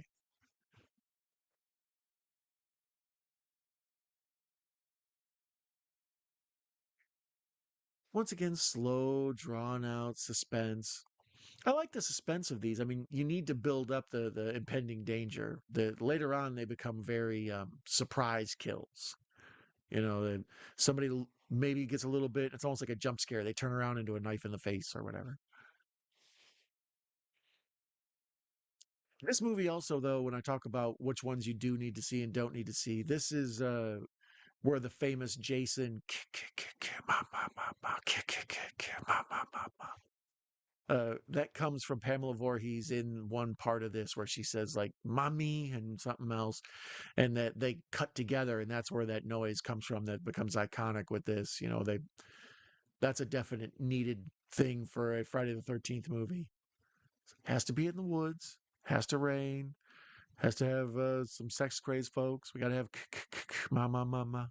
Got to have the hockey mask guy. Somebody get a checklist going. Angry Kid says, "Nope, let them come kill me in bed." Right? That's how my wife is. She's more like a, I'm staying right here, and I'm more like, well, I'd rather know and have the safety of mind. Like, no, I went and checked. It was just the wind blowing the gutter or whatever. It's funny, when we moved in the place we're renting, and I cleaned up the yard outside. It's in Florida, so there's an old machete I found in the backyard. So it's all rusty and shit. I'm sure people used it to like cut, the weeds and overgrowth going into the backyard, and they just forgot about it when they moved. So I have this old rusty machete like in the closet of my bedroom right next to the bed. So if anything happens, like if we hear a noise in the house, I feel bad for a burglar because a 6'8" man carrying a machete is going to appear in a silhouette in the doorway and they're gonna be like, did we stumble into Jason's house? So here's classic stalker stuff. They're looking through the window, spying on her, that voyeuristic, creepy feeling. But as I pointed out earlier, it's all kind of a half a trick, so we don't ever have to reveal the killer's face.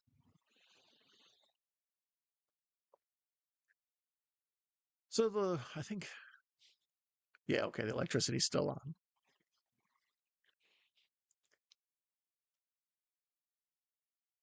The problem with one uh, and two a little bit is the pacing. Three a little bit. Four, the pacing really picks up and is good, but one through three, they kind of are just like set pieces. The kills are going to be the highlight.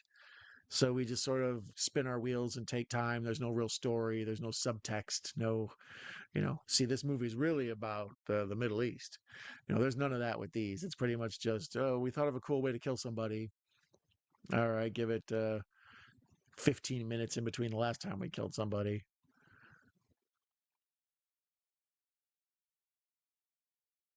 I don't know. These movies were often maligned, the slasher genre and the 80s horrors.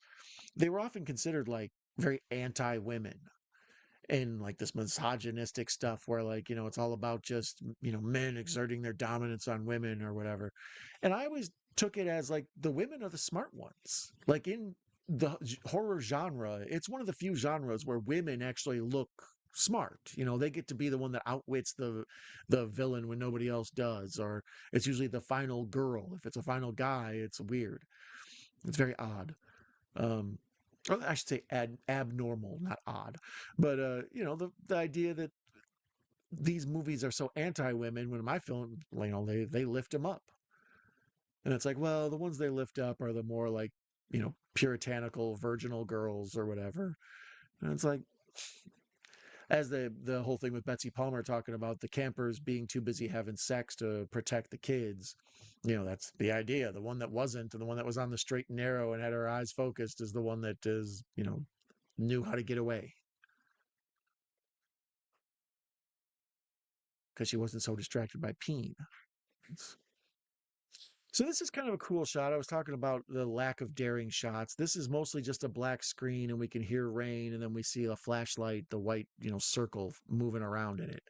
Um Purely accidental. Like it's, you know, um they just couldn't light properly for it. But it ends up being kind of it puts you on edge because you can't see if anybody's behind her or if where the woman with the flashlight is going. It's like, how much danger are you actually in? Like I said, it's probably purely accidental because they just couldn't light this properly. So speaking of lighting, there we go. She cranks on the overhead lights for the camp and floods the main quad or whatever little meeting area where the archery and stuff is. So now she's out in this pouring down rain with these bright lights all blaring on her, and you are stumbling right in front of an archery target. You should probably give this some thought. That's a cool shot. A lot of like false lighting, like backlit and stuff through the windows, but it was cool. Yeah, I don't know. This final girl in this, she's a lot of people's favorite in this series, this franchise, but I don't know. She's kind of bland, but she's the star of all of them forevermore because she's the one in the canoe at the end with when Jason pops out.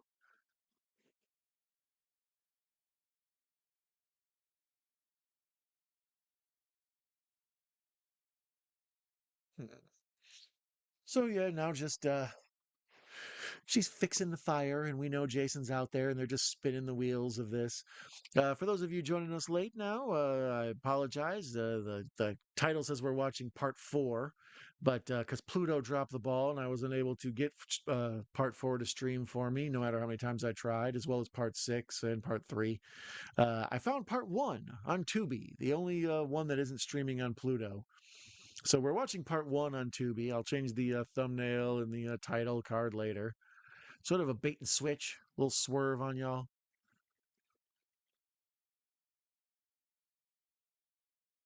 I can't believe the diversity of raincoats. We got the red poncho, we got the green, we got the yellow. It's like how they keep track of the characters. The HD transfer of this is pretty nice. Like I say, the film itself, part of the aesthetic of it is that it has like a grain and like a gritty sort of, guerrilla filmmaking look to it. You can tell these folks just went out in the woods and started making their movie. But, for being updated with all this high tech line compression and what have you, looks pretty nice.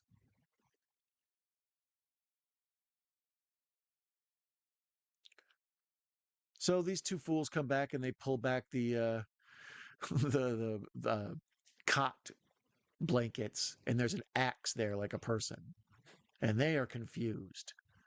It's like if you came home and there was a bloody axe in your bed, would you have like a lot of questions, or you probably just, yeah, we should go?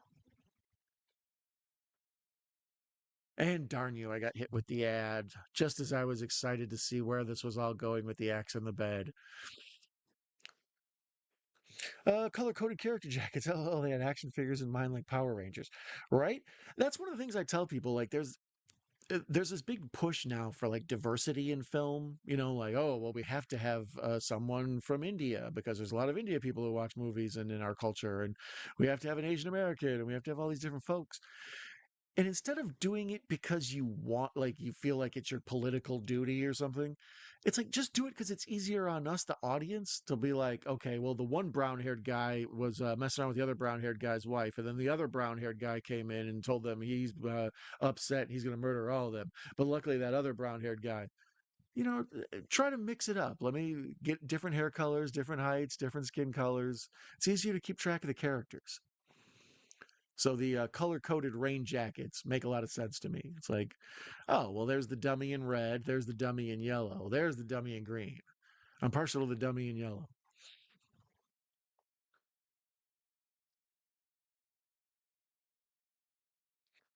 Oh, Professor says greetings and salutations. Welcome, Professor, my friend. Nice to see you. Uh, I apologize. I know the title card says we're watching part four, but we're watching part one. So if you have any thoughts on Friday the 13th, any of them, I know the Professor is a fan of the series and has done some videos where he's made refurbished those dollar store horror Jason masks into some more realistic looking ones that align with the movie. So I know the prof is a Friday the 13th fanatic. I was wondering what your thoughts are on part one and some of the others. uh, Four is my favorite. That's one we were going to watch tonight, but through the streaming issues we're watching one. But one has its benefits, by gosh. Feel free to include your thoughts on one. Oh, so here's Ebglis. They are forever pushing Ebglis on me. I need to figure out what it does. I don't know. I only take it once monthly. Um, it's an itch relief for eczema. Okay, so there you go. I didn't even know what they were pitching me for. Might the Great Don be watching my all-time favorite Friday the 13th? See, that's my professor. I knew he was into the Friday the 13th. Yes, I am watching the original part one. Good old Pam. It's available for free on Tubi here in the States. All the other movies we'll see if it works out for you. Keep your fingers crossed on Pluto. And there's ad six of six. Let's get back to this. Um, there's approximately 35 minutes left in this one. So with commercials, I imagine 40 minutes. So they're the final girl. I don't even know her name. I always call her final girl. What is it, like Alice or some shit? What is her name?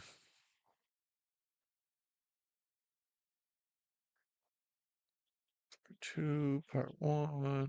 Friday the 13th. Yeah, Alice. Look at me remembering stuff that I really never tried to commit to memory. Um, Adrienne King, yeah, as Alice. Like I say, she's mostly iconic. I don't really dig her that much in this movie, but she's just known for that final scene where she's in the canoe and Jason pops out. Kevin Bacon, Laurie Bartram, Brenda, the truck driver, Steve Christie, Willie Adams, Dorothy Cobbs. Well, anyways, yeah. So I just keep calling old Adrienne King a final girl because that's kind of what she's here to be, right? Like that's her raison d'etre or whatever, her reasoning for doing stuff.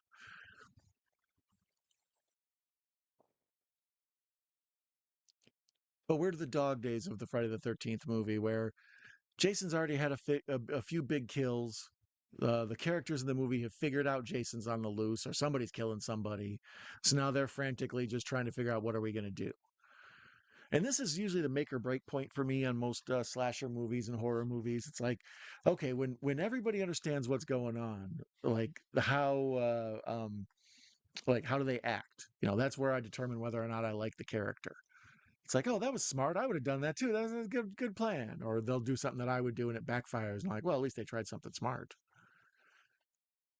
But when movie characters do something stupid, oh, I get so mad at them. I'm like, you deserve to get killed. I've cursed many a running through the woods damsel for falling down. You knucklehead, this is not the time to roll your ankle. Part four is my favorite. Part one is still good, just ain't part four. Right? That's how I was. We talked about the progression of I prefer four, and then I'm interested in six, and then three and five I would settle for. Same with seven, but because one channel hoarding them all and not really letting me give access to it, we had to take what Tubi gives us. And I thank you, Tubi. You're a kind benefactor. The title is misleading. Now I don't believe nothing no more. I'm going to law school. You should, and please defend me in my case upcoming about misleading advertising on YouTube.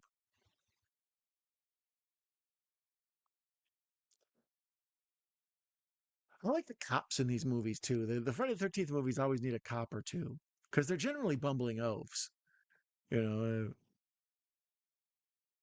that's the same with Cabin Fever 1 and 2. The cops kind of steal the movie.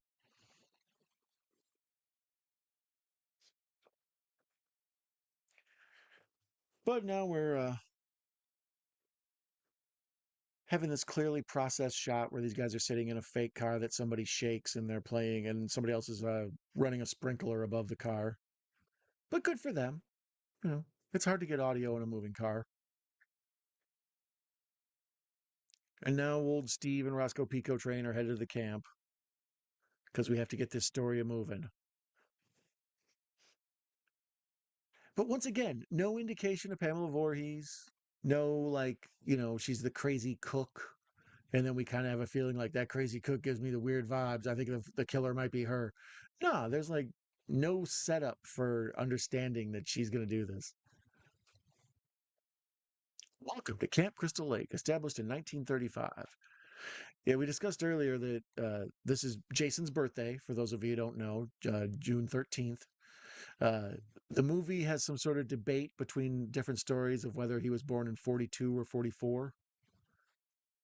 So the camp had a good run if it was out in 35 and it didn't really get shut down till all those murders sometimes in the 80s or 90s.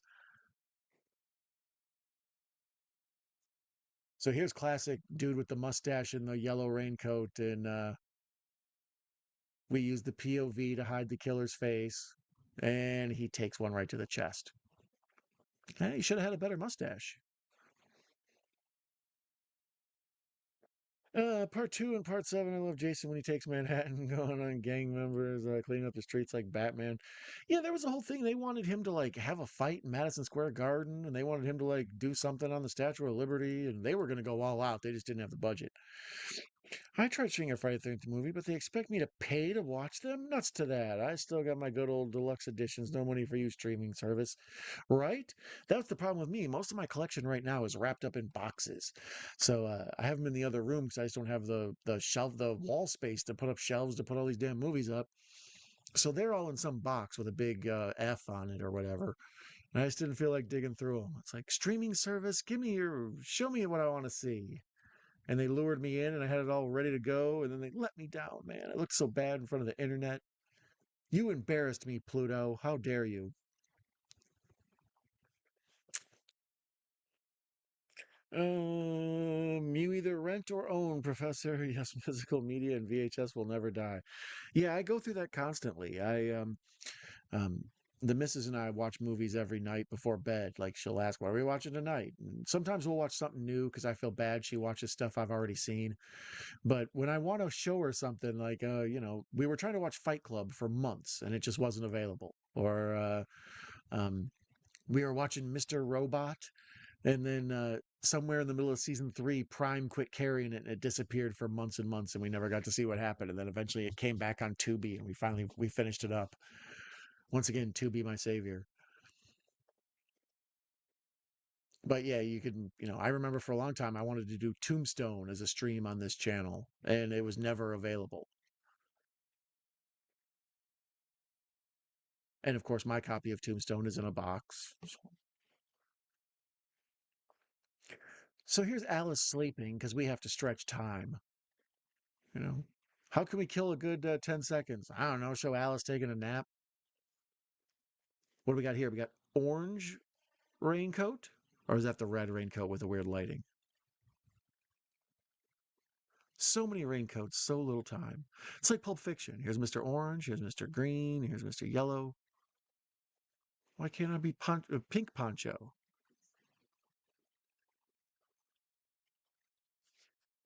All right, so this fool is off on his own with a gas powered burner, whatever you call them, a lantern. Thank you for thinking of that. He's got this lantern. He's out here stumbling around in the woods, which is like, I don't know. It's like covering yourself in blood and going near a mosquito nest. Like you were just looking for trouble, stumbling around in a rainstorm with that lantern held above your head like Bray Wyatt or some shit.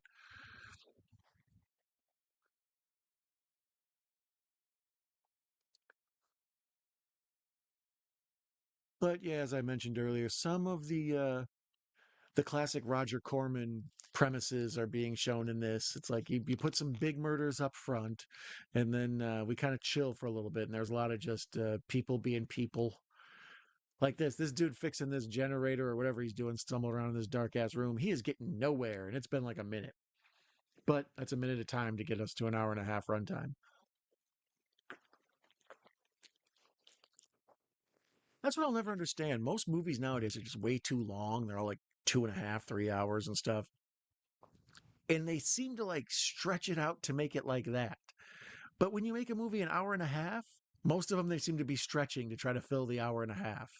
It's like, is there no just perfect movie?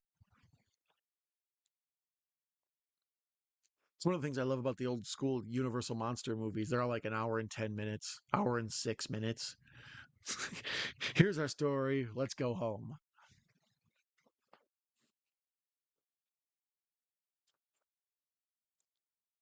So here's exciting shots of Alice using a stove. Never mind, these movies are misogynistic. They've got this poor woman in the kitchen. I'm on their side now. Never mind. I shall forever be impressed by Betsy Palmer giving an amazing performance she only took because she needed to make car payment. Yeah, yeah, that's when they didn't bring her back for Freddy versus Jason. Apparently, they wanted to pay her like next to nothing, and she, held out. And they got some other woman to play her, and she flat out said it was like, well, they just weren't paying enough. Their attitude was like, you should be honored that we want you to be in our movie, and her attitude was like, no, you need my face to give this movie credibility.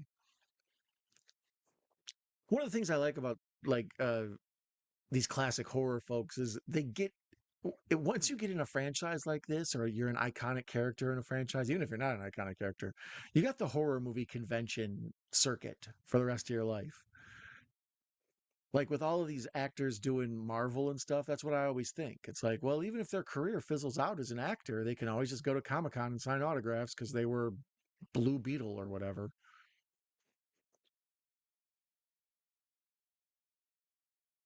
Like the old buddy in this, the I believe it's the guy at the end, the one that pops out of the water and grabs her. The dude that was wearing the makeup, he's at all the horror conventions and he's like a musician. His band is called First Jason. And it's all like, his whole career and his money making empire is based around the fact that he was in a horror movie. So whenever people I like are in these movies, I'm happy for them. It's like, oh, well, you got that future career of being able to go to conventions and make a quick buck and everybody tell you how much they love you.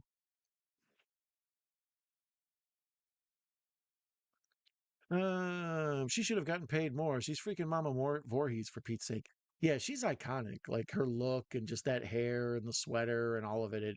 So when they do a different one in Freddy versus Jason, it feels like made for TV or something. Creature of the Black Lagoon just found a second copy of that this week. Ooh, I love me some Creature in the Black Lagoon. I hate doing signatures like that in celebrity. I see myself going more like Howard Hughes. Yeah, yeah, that's. I'm more of a keep to myself type of person as well. But you know, like I say, some of these celebrities, their window of fame is 5 years or something.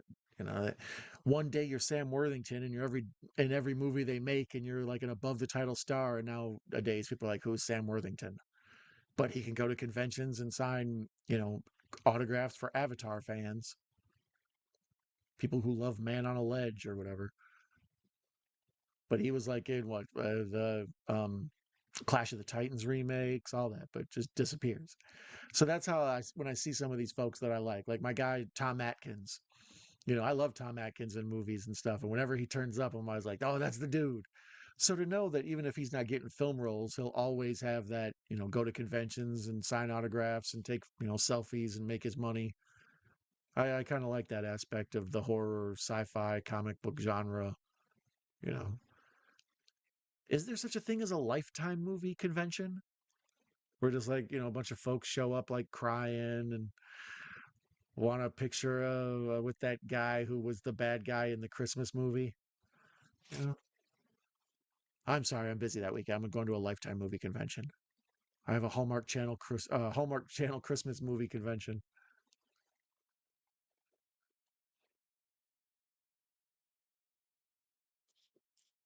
So here, final girl is kind of barricading herself in. She's got the door closed with rope, and she's put some heavy logs down. And she's trying the Home Alone bit. She's trying to make sure she's safe with every household item available. Do you got some micro machines handy? They work well. How about a paint can? You got a paint can handy?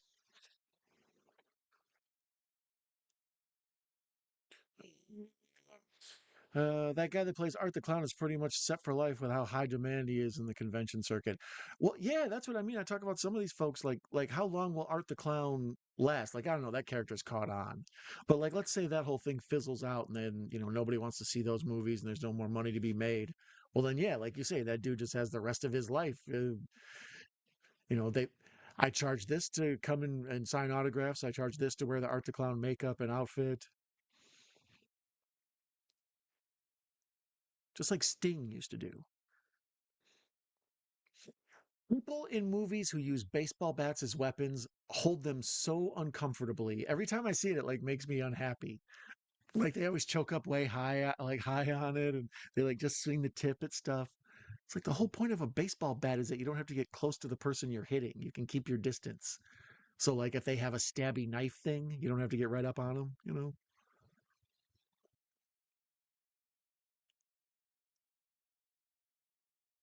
So there we go. Now she has the awkwardly poorly held baseball bat, the Louisville Slugger. And then she has like one of those little tiny pitchforks like you use for grilling. That's really all you need.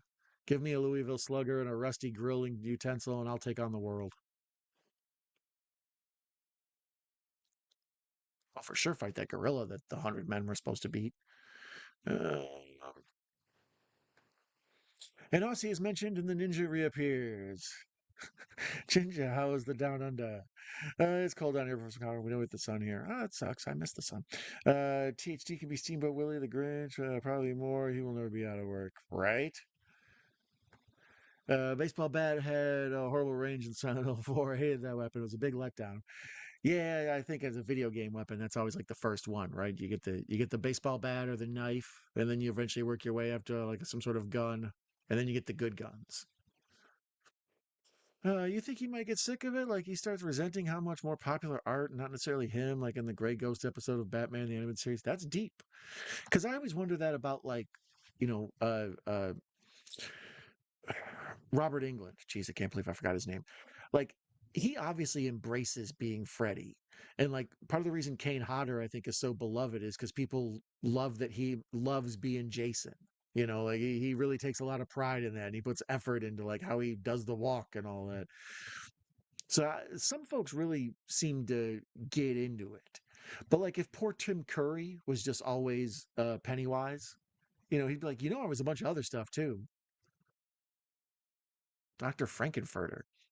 So here's the first appearance of Mrs. Voorhees. She's got the sweater on, the car. Our hero, final girl, comes running out of the cabin, and then this car pulls up, and we see someone walking at, and it's her, Betsy Palmer. And she's very like comforting and oh, you poor thing, yada yada, I'll take care of you. And then once she feels like she's safe and they're inside, that's when it gets ugly.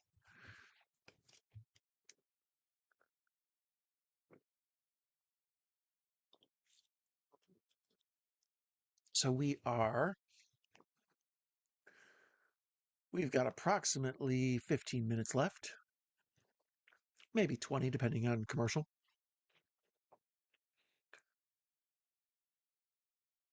But we're coming down to the final end of Friday the 13th part 1 here. The original, as I say, the I feel like this is the only franchise that had the good sense, excuse me, to put the prequel first. Like this whole backstory of Jason and where like his family came from and everything. This is usually like part 3 or part 4 of a movie. But it's like, no, we tell this story and then we move on to the Jason stuff. And then you see Jason grow over the movies. So yeah, as far as plotting goes, as we're Michael Myers, they start new like storylines, and then they never come back to them. And then, Jamie Lee Curtis is alive, Jamie Lee Curtis is dead, Jamie Lee Curtis has a kid. And I was like, after a while, it's just stupid. They had no direction. But even though some of the movies are foolish, the Friday the 13th has a decent direction. I think I agree with our friend Jamie Hart. She says that I believe it was Saw is the best plotted out series of horror films. Stuff like Scream and these other things, even though the new ones are very popular, they're just sort of a retread. As where Saw pretty much, had a game plan and followed through on it. So here's the whole thing with just Pamela Voorhees being creepy, and she's having the flashback to Jason drowning. And they do the flashbacks in like literal flashbacks. Like it's not like a and then we watch a movie. No, we see a flash of Jason drowning, and then we cut to her face, and then a flash of Jason drowning, and we cut to her face, and a flash. Like it's a literal flashback. They usually don't do that in movies. We get the Wayne's World thing.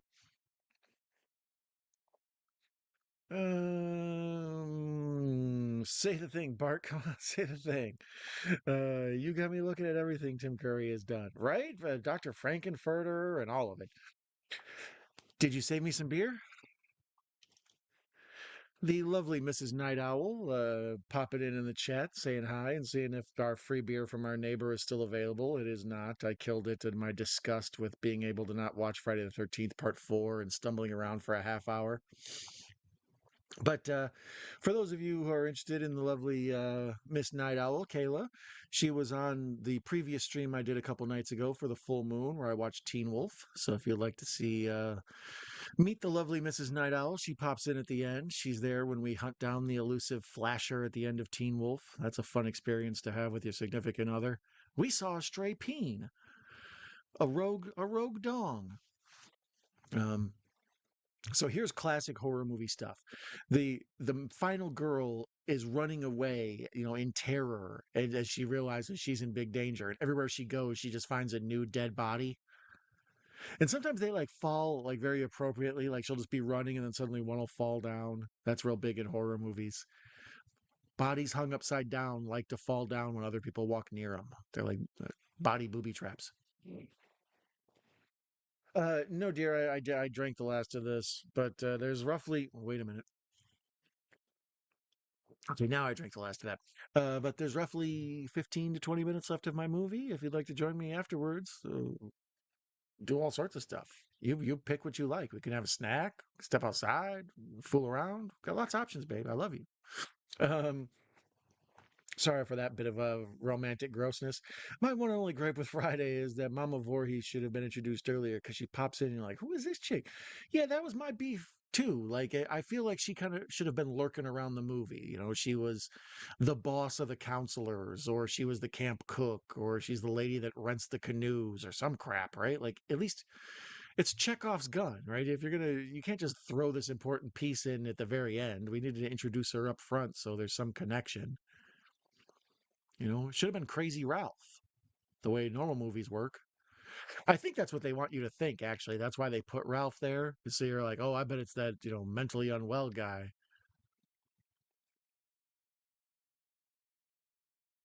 So now here's the final two of them running around a cabin. She has like unlimited shotguns and the generator's back on. But Mama Voorhees coming to do battle with old Alice here. Now, this is absurd. Oh, that must be where the bullets are. Got you. They have all the guns up on the wall where anybody could grab them, but then the desk drawer is locked with chains. I'm assuming that's where they keep the bullets. Yeah, these close-ups of Betsy Palmer's face are like iconic. Just the like tight shot with just like her eyebrows and teeth, and I don't know, she looks just like a creepy old bitch. Reminds me of like my step grandma. Shout out to Sandy, you creepy old bitch. Um,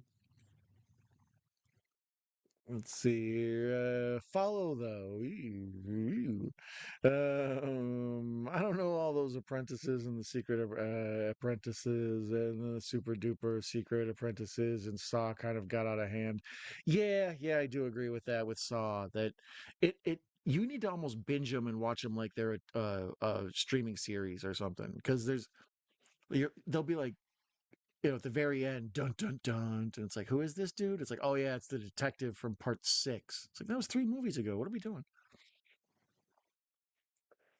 Tim Curry and Rugrats, Muppets Treasure Island, and Congo. LOL. Right? Well, just Tim Curry in general. Yeah, Mr. Body and Clue. You know? Just kidding, my love. Oh, it's okay. I wish I would have saved you some. Technical difficulties make a brother want to slam a free beer. It happens.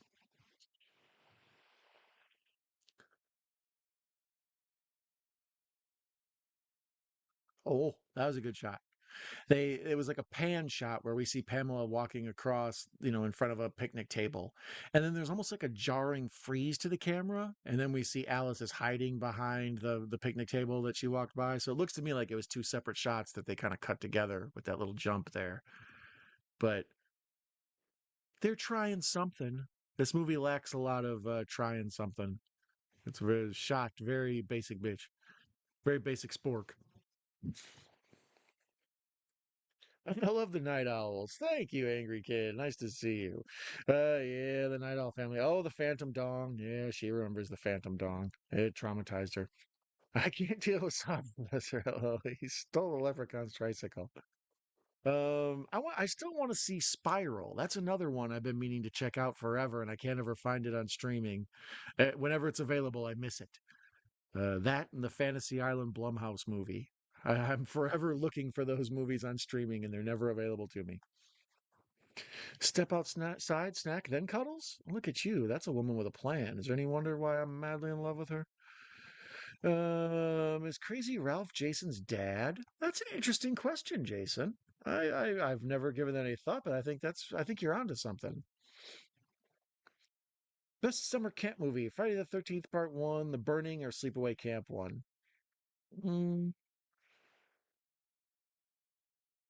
it was the dawn of the '80s, right? Good point. I seen Spiral and can tell you one thing about it. Okay, thank you, Angry Kid. That helps because I like Chris Rock, and the idea of Chris Rock in a Saw movie like has me intrigued. So I keep thinking like I'm gonna watch that one of these days, and every time I want to, it's not available. Getting back to the professor's question, best summer camp movie. I'm gonna go Sleepaway Camp 1, then Friday the 13th Part 1, then The Burning. The Burning's good, but Burning's almost cult. Like I don't think you can show The Burning to everyone and get universal approval. Um I was mentioning earlier, I like Fear Street Chapter 2, 1978, or whatever it is, the one where they're at summer camp. I think that's a really good one. Fantasy Island movie. Oh my, that is your nemesis. I've never seen that VHS so rare. My nemesis VHS is Critters RCA release. I've never found one over the decade. Yeah, the Fantasy Island thing. I think it came out like right before the lockdowns, and I was always like, oh, that would be an interesting one. A twist on the old Ricardo Montalban show with a horror thing by Blumhouse. They got my attention. And then it got very like middling to low reviews, and it's just been like hidden on Stars or Epics or some other thing I don't watch. Chris Rock is just so shouty in it. Well, that's Chris Rock. Are you the man who put that puppet after me? Huh? Did he ride a tricycle? Huh? Can you tell me why it's on a tricycle? Huh? Sorry. Just shut up and eat your big ass biscuit. Ginger Chris Rock in Rush Hour 3 was rough. I will never watch that again. DVD. Was Chris Rock in Rush Hour 3? I don't even remember that. I remember he was in what? Lethal Weapon 4? Is that what it is? Um, Favorite Chris Rock movie is still CB4. Uh, New Jack City's pretty damn good. But I usually watch Chris Rock stuff. I've seen Head of State and Good Hair.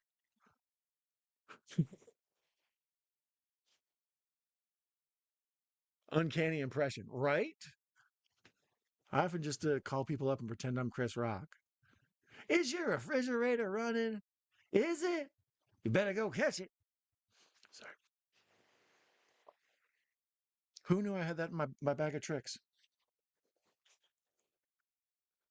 My bad. Chris Tucker is in Rush Hour 3. Oh, I feel you. I frequently will get people confused, and then I can just always write it off. Be like, well, I'm racist. What do you want? I have a neighbor who always confuses me with another white guy with brown hair, but there's like a foot and a half difference between us. So I'm like, I don't understand. Um, I dyslexia them. Still bad. Um, yeah, that does happen. So in this movie that I'm not talking about because it's dragged to a crawl, Pamela Voorhees is still chasing Alice, and Alice is just like stumbling around, hiding in different cabins. We're waiting for another Pamela Voorhees monologue, and instead we're just like, kind of get on with it. We are at the 124:45 mark. There is approximately 11 minutes left, depending on commercials and Tubi and what have you. Um, Professor, did you know, since you're such a fan of the Friday the 13th films, I figured you would have anybody.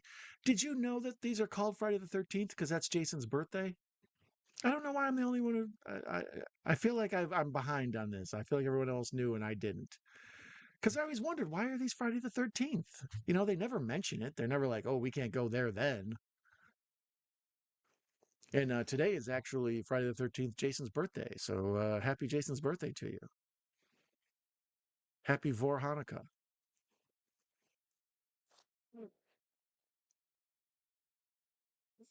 And then there, Pamela Voorhees does the Jack Nicholson in Shining. You want to talk about a horror movie trope? Someone hiding in a wooden door, then someone else breaking it down with some sort of axe or knife or something, and they poke their face through the hole in the door. Oh boy! If I had a nickel for every time I saw that, that'd be my last name. Oh wait, it is my last name. It just dawned on me. Friday the 13th, Part 1, an Alice in Wonderland story. Alice, Mama Voorhees, is the Red Queen who offer their head. That's deep. I dig it. See, now you're bringing your stuff. The other night, I had the missus watch RoboCop, the original, with me, and I was explaining to her the like Jesus correlations in RoboCop, and she thought I was a crazy person. Yeah, I could totally see that, the Red Queen thing and the off with her head, and then her going down the rabbit hole, and even at the end, the whole like bumped her head kind of thing. Vorhanica. I need to use this. Go right ahead. That's free. I always thought Friday the 13th because he drowned on a Friday the 13th. I don't know. Like I say, on Halloween, Michael Myers comes on around Halloween, and obviously John Carver comes around Thanksgiving. You know, Scream, Ghostface does whatever the hell he damn well wants, but same with Hatchet. But there's no like Friday the 13th real connection to that spooky holiday for this. But now there is, damn it. And today is the actual Jason's birthday, June 13th. I will make sure everyone that pops in the chat knows this. Put on a birthday hat, have a piece of cake. Ooh, I want to have a piece of cake with Mrs. Night Owl later and celebrate Jason's birthday. Beautiful professor, that rocks. I was thinking Mulholland Drive, David Lynch, or The Wizard of Oz, and Hollywood with Amnesia, touching on subjects that Judy Garland dealt with in industry in that film. I like it. So here the two of them are having their classic battle on the beach. Pamela Voorhees has Alice in a nice chokehold, and here's where she runs over and picks it up, the knife, and comes running at her in slow motion. This scene we see a lot in retrospective stuff, and they're off with her head, and that's pretty cool. The cut off head, and you see her hands reaching for where her head used to be. That's always sort of an iconic early slasher shot. Once again, lit terribly. That shot right there is completely out of focus. Very amateurish, but at the same time, it's it launched 1,000 boats. It made $1 bajillion.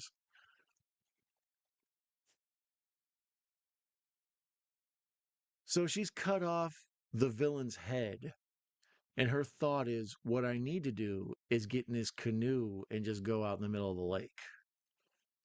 What your ass needs to do is go find a working vehicle and find some law enforcement and explain why you're the only person alive in a camp full of dead people. Because they're going to have questions. You know, I often think about that. That's what the horror movie I never get. The what happens after the horror movie's over. Um, Rob Zombie's H2O or whatever it was that Halloween.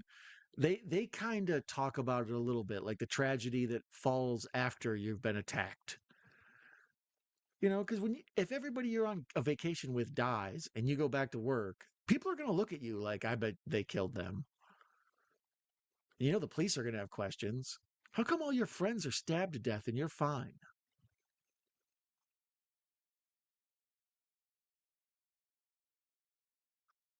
So here the cops finally show up. Take your sweet ass time, Roscoe. You and Flash out trying to catch the Duke boys. That's a pretty amazing, iconic shot. Her in the canoe with the reflecting water and all the trees behind her, and then they reflect on the lake, and she's got that one arm slung over the side. That wide shot, I would say, is probably the most iconic. That and the one we're about to get where Jason pops out of the water. After that, like the third most popular famous shot from this movie is old buddy in the yellow raincoat getting attacked with the POV shot. Yeah, so if this is taking place in like June, why is there's all like fall foliage behind her? Like there's all these like orange leaves and red leaves and stuff. All the rest of this makes perfect sense except for the that. And there it is. There's the Carrie ending where we think it's over and they get the big jump scare. And she pops up from the hospital. Oh my God, I dreamt I was a final girl. I dreamt I looked a lot like the little boy in Airplane.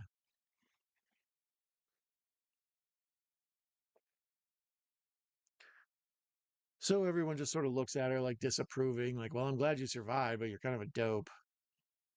Here, this will help you sleep. But this is one, like, I've talked about this before with other scary movies we watch, sometimes action movies. When the big baddie is dead, like after you've killed your monster in your movie, get the movie over with.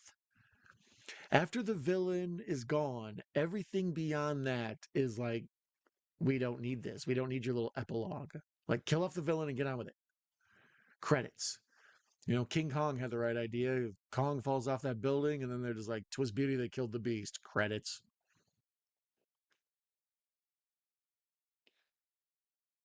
So here's your big explanation. This scene really only exists to like explain to people what they just saw, because it's not really, like I say, it's not necessary. It's post monster. The bad guy's gone, but there've got to be some people who are so confused. Jason, he's still there. I'm so confused. How can this shot be out of focus, yet I can see the pores in her face? Like the pores in her face must be like the size of catcher's mitts. No offense, Adrienne King. You know what I mean? I ain't trying to disparage your pores. So there's the slow push in on the lake, the water very serene. We know there's going to be some sort of jump scare, and there isn't. That always annoys the shit out of me. The spork out of me. I'm sorry. Be sure to get yourself a Spork t-shirt available at the Night Owl Movie Talk merch store. Link in the description and at the top of the chat. Adrienne King as Alice, Janine Taylor as Marcy, Rob Morgan as Annie. So there it is. We have the original Friday the 13th Part 1. Their recommendations, I always love the if you liked this, you might enjoy. Texas Chainsaw from 2013. The Fog from 2005. No. House on Haunted Hill from 1999. Yes. Never Sleep Again, a documentary about the Elm Street legacy. Yes. Texas Chainsaw Massacre 1, 1974. Yes. Sorority Row Sorority Row remake 2009. Sleepaway Camp at 1983. Yes, yes, yes. The Stepfather 2009. I would say watch The Stepfather just because Father's Day is coming up, and that's pretty much the main movie to watch for Father's Day. Jaws, 1975. I don't know why you would watch that because you watch Friday the 13th, other than if you just like people in cut off jean shorts or whatever. And Jeepers Creepers 2. I know the director of Jeepers Creepers 2 likes people in cut off jean shorts. Anyways, I'm walking a fine line of good taste there.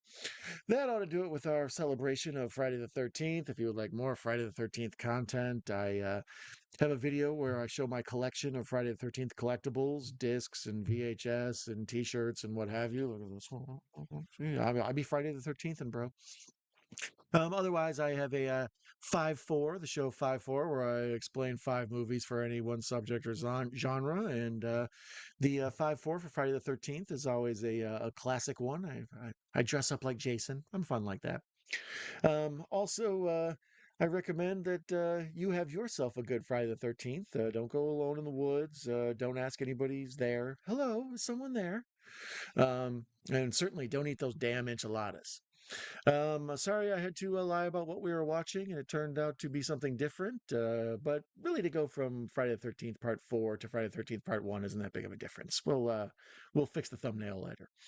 But what I can't fix is how awesome you guys are and how much I appreciate you. And Mr. Bones is here. Welcome. Lake Placid. Exactly. That was some clear water. The Stepfather remake sucks. Yeah, I didn't like the remake. I like the original with Terry O'Quinn. Mr. Bones. I'm so sick of movies that refuse to end at the end. Thank you, Angry Kid 80. There is a person who gets it. You get it. You get to comment to the chat. That is damn right. Well, they saw Hitchcock's Psycho and they thought we need an explanation ending. That is pretty much what they did there. They needed some sort of like, here's what you didn't get. Yeah, Mr. Bones, nice to see you, buddy. But anyways, yeah, that this misleading title is of watching part 4, and I really watched part 1. I thank you for joining me in spite of the confusion and Pluto's terrible streaming service. But more than anything, I thank you for joining me on Jason Voorhees' birthday. Happy birthday, Jason. And more than anything, I wish you green grass and high tides forever. Thank you for being here. Adios, amigos.